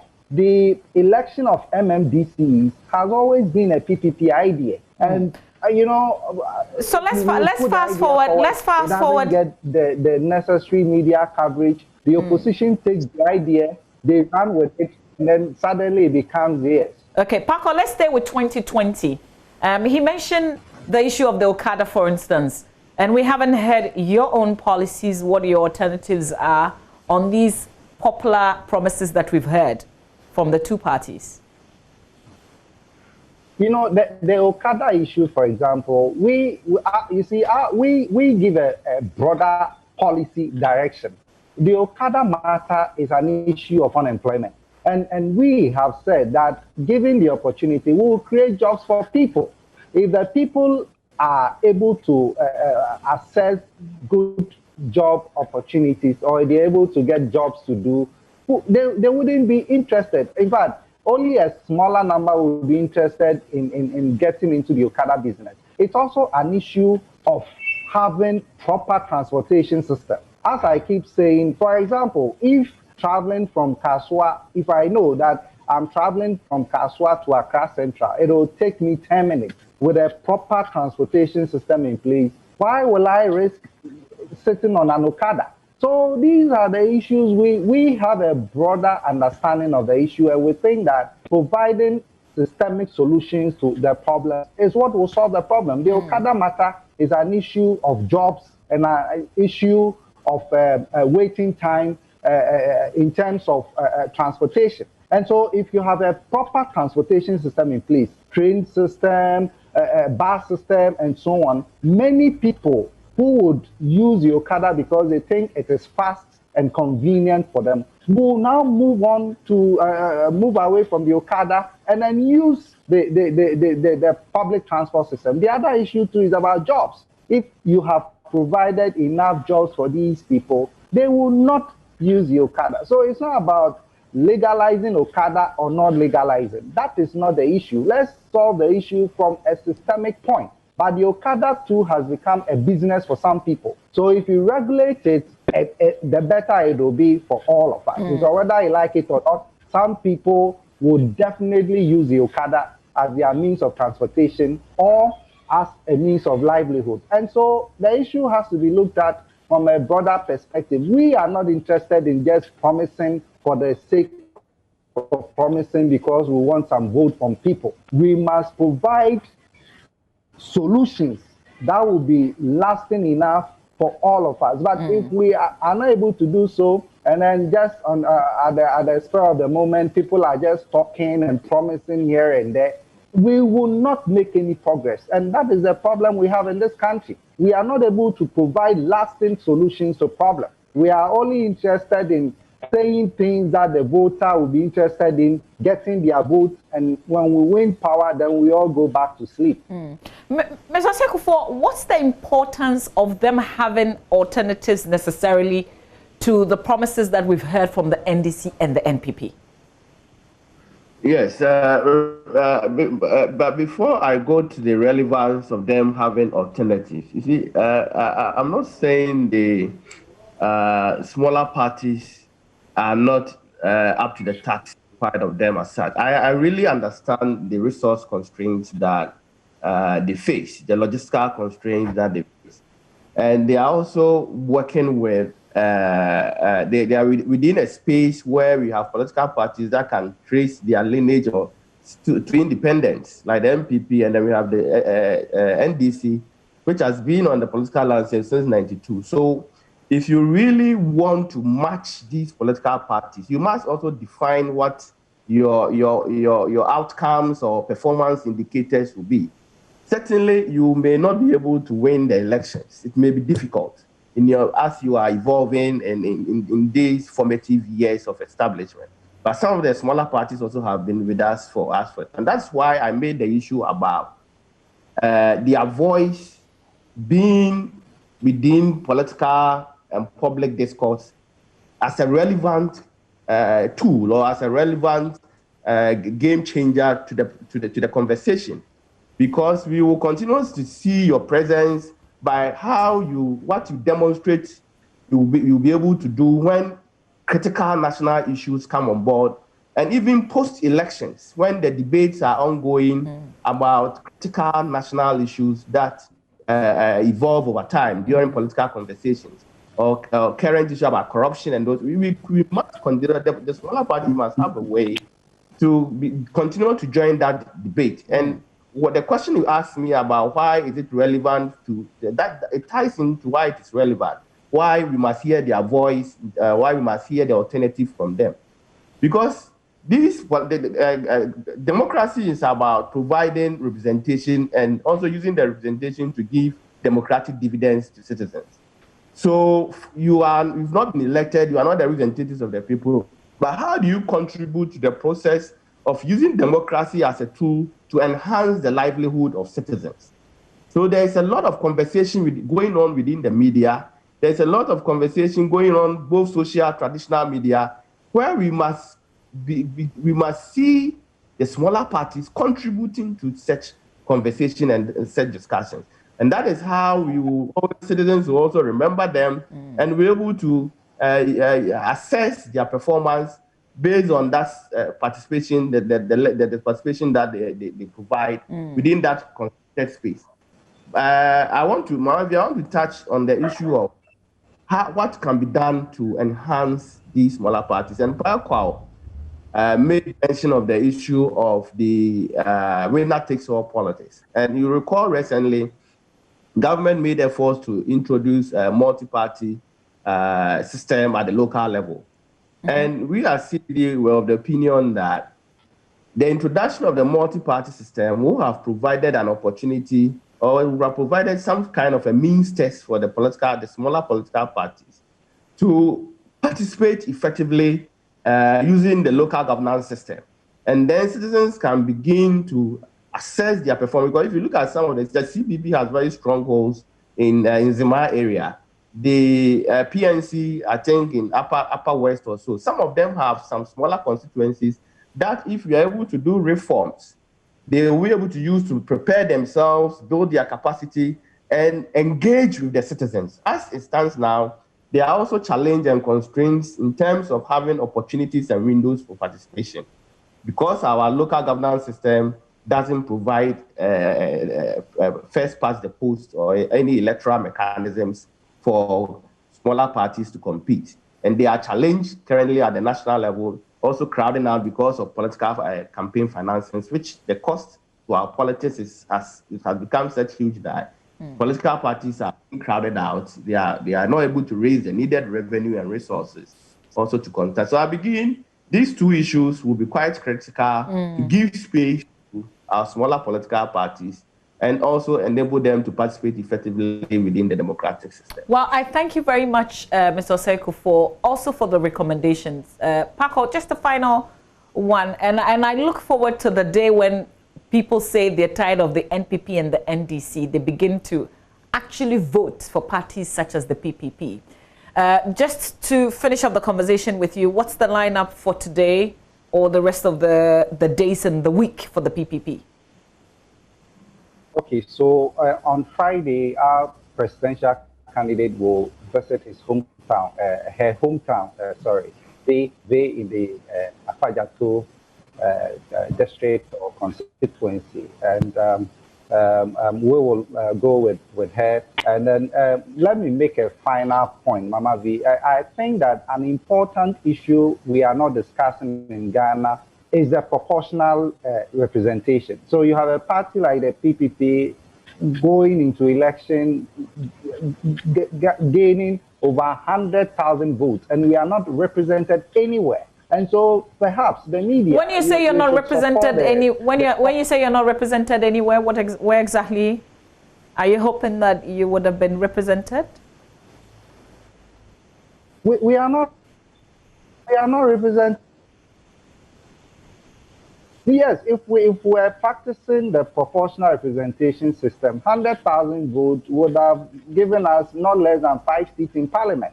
Okay, in South Africa, they are doing it. In many places, they are doing it. So that if you are not able to win the presidential, at least you know that you will be represented in parliament to promote your ideology, to promote your policies, and so on and so forth. Okay, so I think it's a discussion that we should all be interested in, particularly the CDD.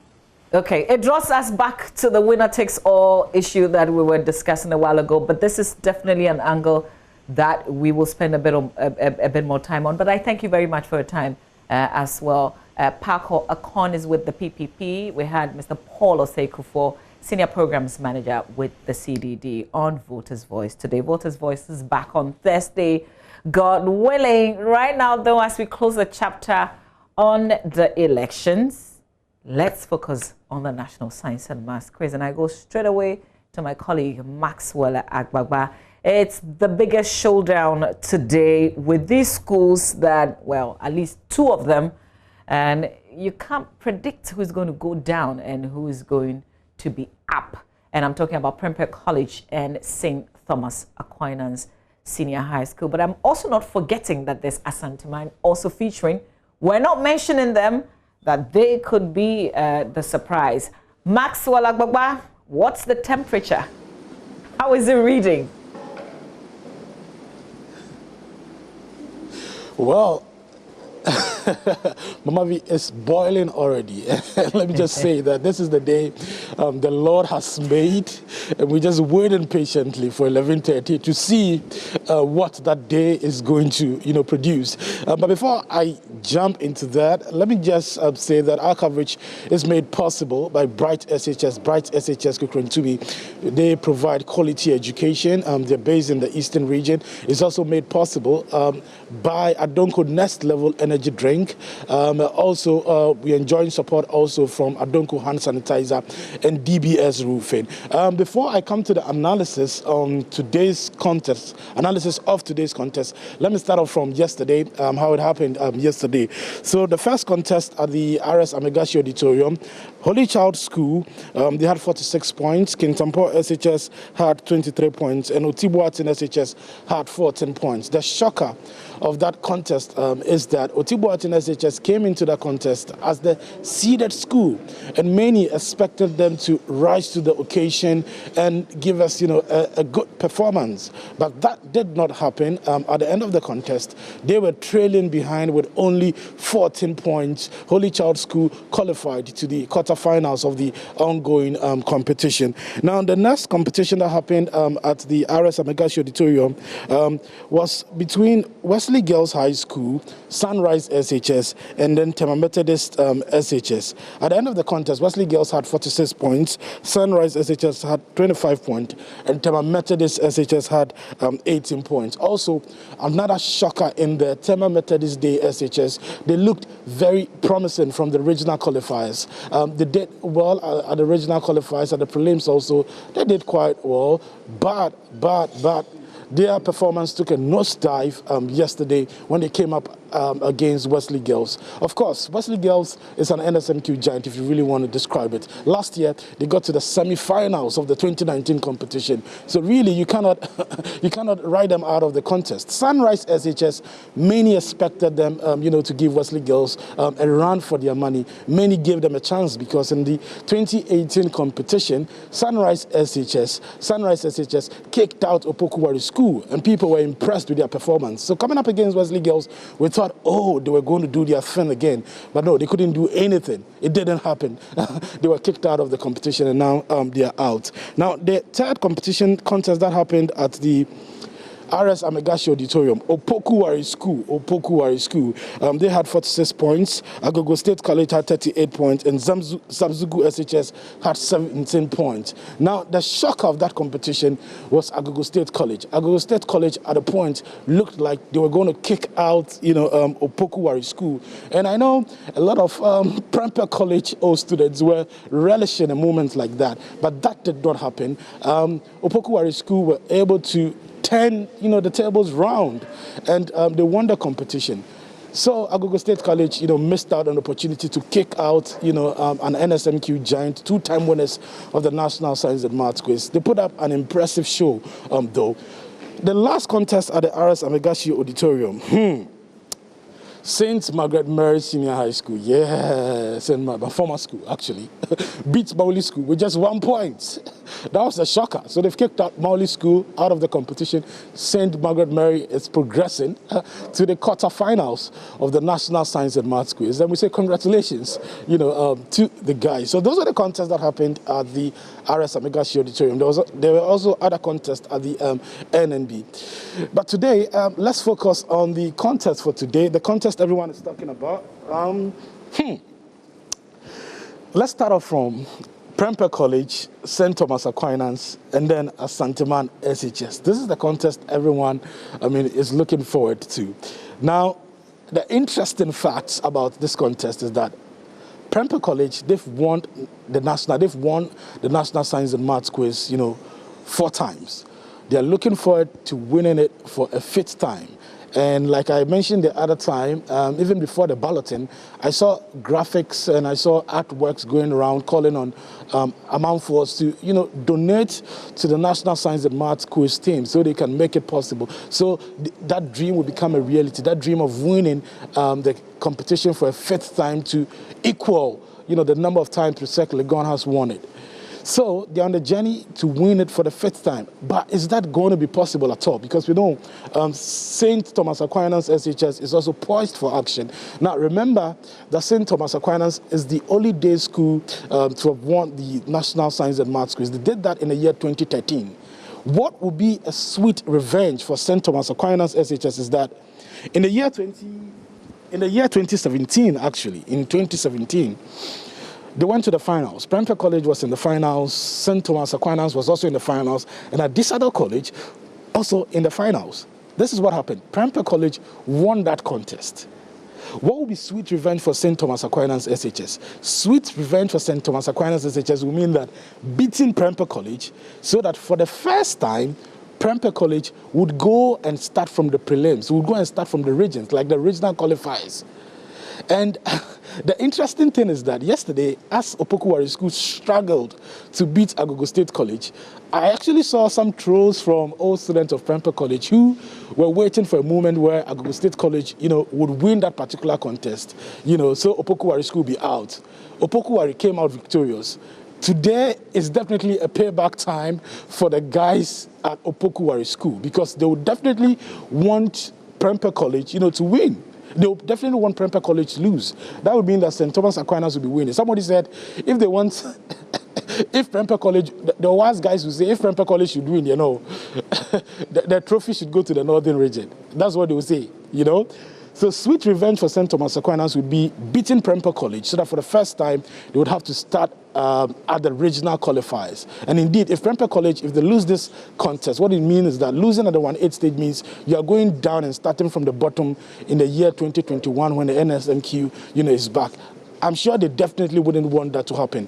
St. Thomas Aquinas, we've seen them perform at the prelims, and trust me, the guys are really good. Now, at the prelims, they were the second highest scoring school after Kumasi Anglican SHS. They had 65 points. Kumasi Anglican SHS had 74 points. So second highest scoring school in the prelims coming up against Prempeh College. They're going to give a good run. They're going to give Prempeh College a good run, you know, for their money. Now, another contest that is coming up. Let me take you through that one. That one, we have Accra Academy is in there, and then Asin State College, and then Efiakobi Ampem SHS. Accra Academy is coming up against a fierce, you know, opposition. Assistant College, they've put up, you know, very good performance since this competition started. They have a super sub who does so well when it comes to true or false. She's a lady. The guys were the reason we do not have Infantaman, you know, school in the National Science and Maths quiz for this year. So coming up against Accra Academy would. I mean, Accra Academy would have to really position themselves well, you know, to be able to win this particular contest. I'll run you through the other contest for the day, but I have contestants from Adventist SHS. They're coming up against Achimota School and then St. Hubert Seminary SHS. Guys, you're welcome to join us. Thank you very much. Great. What's your name? My name is Efwa Manukriansa. What should we expect from you? You're coming up against Achimota School. In the prelims, you had how many points? 56 points, 52 points. And I know you were in the 50s. What should we expect against Achimota? You should expect nothing but the best from us today, and you should expect us to put up a very keen performance. A very keen performance? Yes. Are you beating Achimota School? I'm from Achimota School. Oh, no, you are from Achimota School. I saw Adventist SHS. That's Adventist, yeah, that's Adventist. Okay, Achimota School, tell me, what should we expect against Adventist SHS? We should expect nothing but the best from us today, and you should expect us to put up one of our best performances yet to be witnessed. Yet to be witnessed? Yes. Adventist, what should we expect from you guys? We're going to do our best, actually. Though our marks at the end of the prelims was quite deserving, but after the prelims, we put our things together and we're hoping for the best. Okay. Sure. You're also from St. Hubert Seminary. What should we expect in that contest? You're coming up against these two schools. So we should expect the best from us, and we hope that the will of God will be done in this contest. Okay. Thank you, and then all the best, guys. Yeah. Thank you. Okay, great. So that's it. That will be the first contest, you know, here at NNB. We have Achimota School, Adventist SHS, Bantaman, and St. Hubert Seminary SHS. But all eyes on that contest between Prempeh College, St. Thomas Aquinas, and then Asanteman SHS. Over to you in the studio. Hey, if Maxwell can hear me, can Maxwell hear me so he stays with me for the next 30 seconds. Maxwell, today is Daddy Lumba's big birthday. We've got the Daddy Lumba challenge. You know, you're quite a challenging guy. I thought, do you have a favorite Daddy Lumba song? Thank you very much. I wish you all the best. Yeah? Oh, Maxwell is gone. I would have put him on the spot. Okay, but we're asking you that. Do you have a favorite Daddy Lumba song? If you do, we're going to dedicate 5 minutes on the show. I want to hear your beautiful song and your beautiful voice singing it as well. But today is a day that the world is putting the focus on the hearts. It is a day set aside to encourage people to take good care of their hearts. So our roving man, Manuel Cranting, has been out today. Question is, can you take care of your heart? People will demonstrate that to us. Watch this. It's my heart. My heart, they left. It's in your left chest, the left part of your chest. Yes. Great. So what do you do? What do you do typically as a person? What do you do to keep your heart safe? How I do, like, if like problem or something. For example, if I'm hungry, I eat food. Okay, if I feel a bit dirty, I go and bath. What do you do to your heart? People have a lot of issues. People have hypertension and so on. Do you get time to check your heart? No. You don't get time to check your heart? Not always. Okay, so how often? How often do you check your heart? Now I don't know the last time I checked my heart. Well, is it up to 6 months? Sure. 6 years? Yes. No, 6 years it can reach. It will not get to, but it get to more than a year. Yeah. More than a year since you last checked your heart? Not reach a year. Like, it will be like months. Okay. Yeah.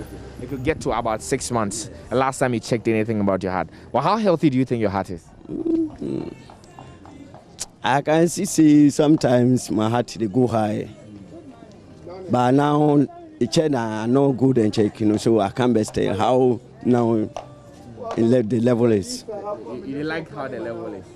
The last time I went and checked, I don't like it. You don't like it? Yeah. What did they tell you? They talk about how my heart they go high, like blood pressure. Yeah. Okay. So now you get high blood pressure. So what you do? What did you do about it? How they told me I came then do that. What did they tell you? They give me some medicine, then show me how I will be coming down with thinking high or or work silent is. Okay, great. So he's just telling me about his own experiences. He says, well over 6 months, he doesn't think that he's done anything to check his heart and find out how really healthy his heart is. The last time he checked, though, he was running in the highs, and that's his story. But there are a few more stories. Well, so there are a few of the taxi drivers here who keep chauffeuring, commuters to and fro. They make sure that, they drop you at safety. But for them, do they keep their hearts safe? What do they do to keep themselves safe? This is one of the taxi drivers here at the Malata market who I'm going to talk to. My boss, good morning. And I say a word hat today. I'm on sign that you see or say, I can't akuma huasem. One casa wakumano, then a who found. Makuma, dear, we need problem or home, dear. Na Jumano, I say, will be someone somebody. Because tell of what the Ukraine, you need, they say any time, sir. Because we just around home, be a 5. Bishima, be a Kufika, because now, now, Macrambada. Be a 10, 11, because you manage it. And a pound society, the dove for the and I say, and she has who Yakwan this and I say, did it. If I'm one or come to what or both fruit to be, if I'm wreck, you got no idea. Sa Diana Pampo when you're being the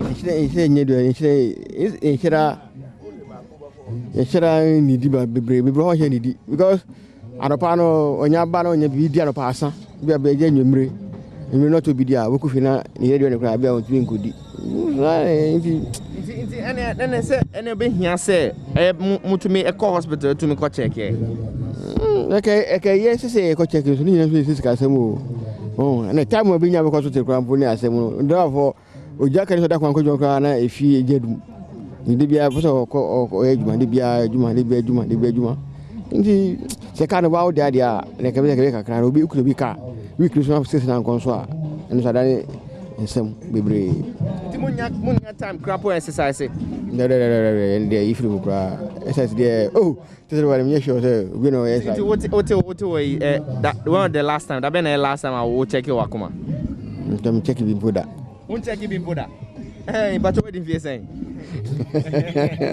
50, yeah, when you move 50 plus. 50 plus. On check, on call, but on check your Wakumada. Check it with that. And then Yamin a cranny pa. Check it with that. Pass a Bianca hospital, I mean, Jericho Hospital. Jericho Hospital, I say, my other hospital here. Me Yaranka, dear, me Yankasa, dear, me Yare. Yet there are the assets to me a crowd show, and I say, want to mean pebre now on hospital and I won't check it. Okay, that's it. And so he's telling me 50 years and over, he's not been to the hospital to check his vitals, check his pressure, what have you. He's not done that ever before. And that is all because of the job that he does. He mentions that reporting to work, sometimes 5 a.m. and leaving after 11 p.m. That's the stress of the job that they do, leaving them with very little or no space at all to have extra, activities like, checking their vitals. And it's almost become a luxury here for them. And I'll try to speak to a few more of the people as we progress this morning. You see behind me a lot of the market women there who report to the market as early as 6 a.m. And for most of them, their departure time from the market is after 7 p.m. when they are moving out. They really don't get time to, as it were, exercise and do all the good stuff that we talk about in keeping your heart healthy. Let me just try and get a bit closer. Well, I see this lady here. Let me get a bit closer to her and then speak to her. Mommy, morning. Morning, over. Pato be aboko. Yami adom. Na say abakrum. Ye kasa fa ye yakoma ho. Na ye say wakoma no ehu hia pa. Na akoma yare ku nkrofo. Na wa nkasa no. Where den na show akoma. So obehwe onsu ye wonum su aye nyum bebre. Wakaza so obo ho ban ndi obedi aduane a be mo ahode be ma mpomudi a emma bebi ntime nka wakoma wo onnom nse mu aju bebre dabi me da menom hot water nti aduane na wo se apomudi aduane no bi ne sen bi kontomre kanto se bode empesie ani fufu fufu de ye fufu de ye papa na empesie poto de mo aguso okay eno no di ma wakoma mo ahode da be na o check your BP oh mama ta ko check hospital bi wo anti o mama ko check o kwa 1 cd no o ma sha o kwa 1 cd for we I take da be na last time I check here na ben oh be 1 month ni be 1 month ni okay nti awunya time e ko check Manuel Kranting, our roving man there, putting our market men and women on the spot. And that's a trader there that he was speaking. So kind of love the kind of foods that she was recommending there. But World Heart Day 2020, well, in the wake of the coronavirus pandemic, the World Heart Federation is urging people around the world to use heart to beat cardiovascular diseases. With the message, in the time of COVID-19, taking care of your heart is more important than ever before. Whatever you do, don't let people break it. Take care of it. It's the thing that is holding you, making you live. Don't let anybody break your heart. It's not a good thing to have your heart broken. So smile a lot today. Keep your heart healthy and learn the many ways that you can take care of it. But definitely go and check your vitals like Manuel Kranting was preaching there. Okay. Now, let's talk about our Lumba Challenge. It's the legend's birthday today. When we come back here on the AM show, get ready to give me a call, 030221169102. If you're in on this challenge, we will hear things today. Stay with us.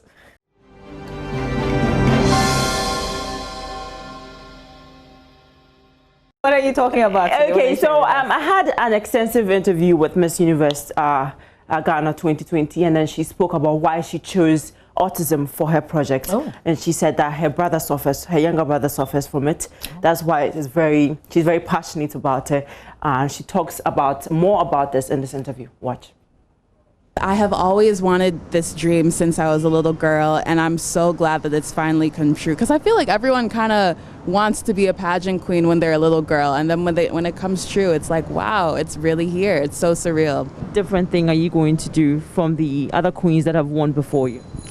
It's all about action and impact. Not that the other queens have not done that, but I plan on doing it 24/7, 365, no days off, interacting with my fans, with social media, with my family, with my friends, and with everyone who needs help, really.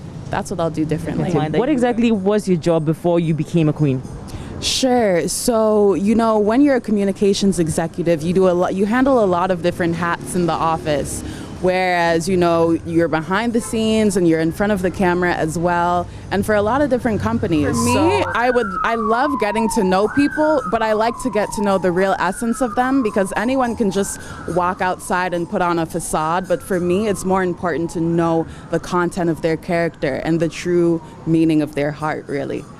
Within this year, what is going to be happening? What should we expect?